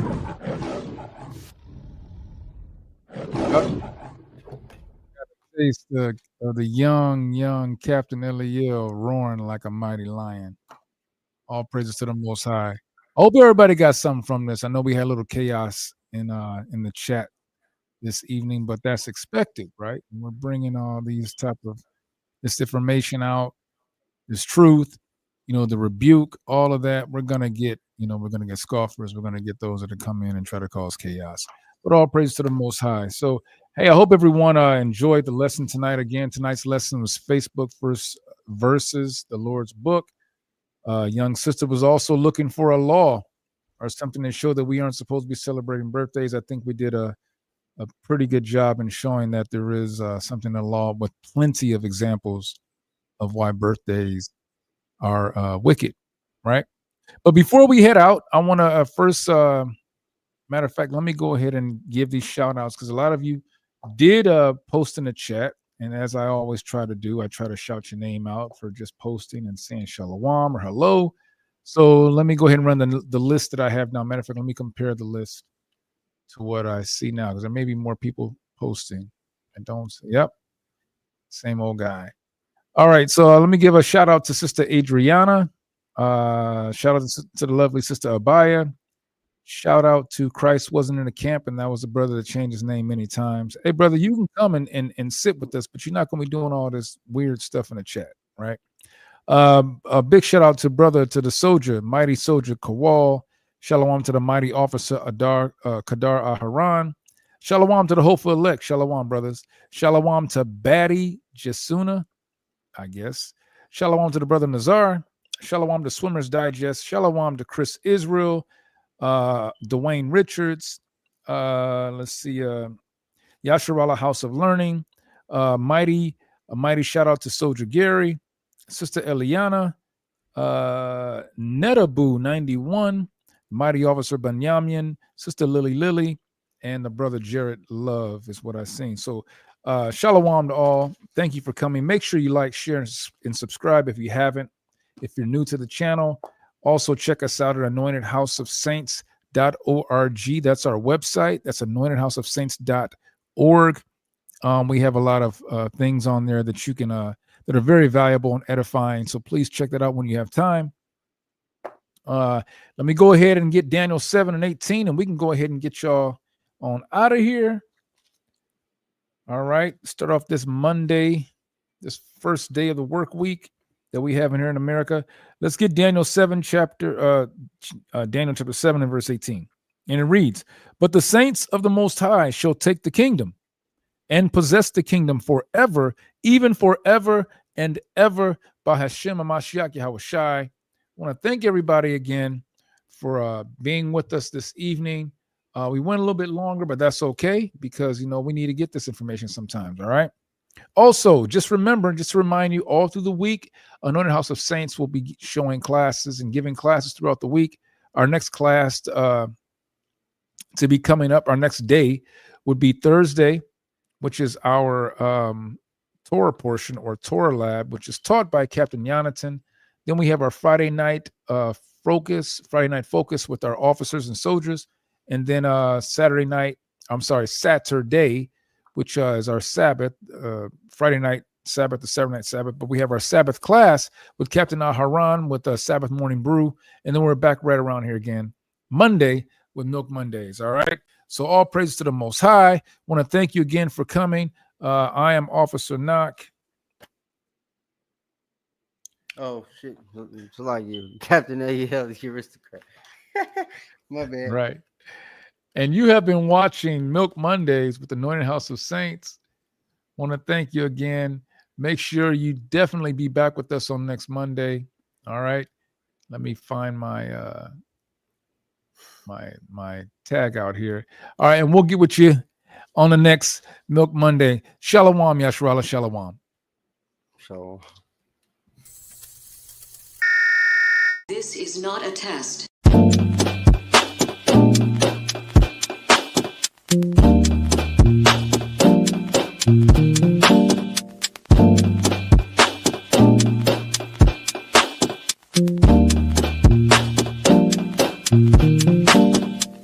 Black skin, black sauce, black Jesus, black music, black skin, black sauce, black Jesus, black music, black skin, black sauce, black Jesus, black music, black skin, black sauce, black Jesus, black music, black music, black music, black music, black music.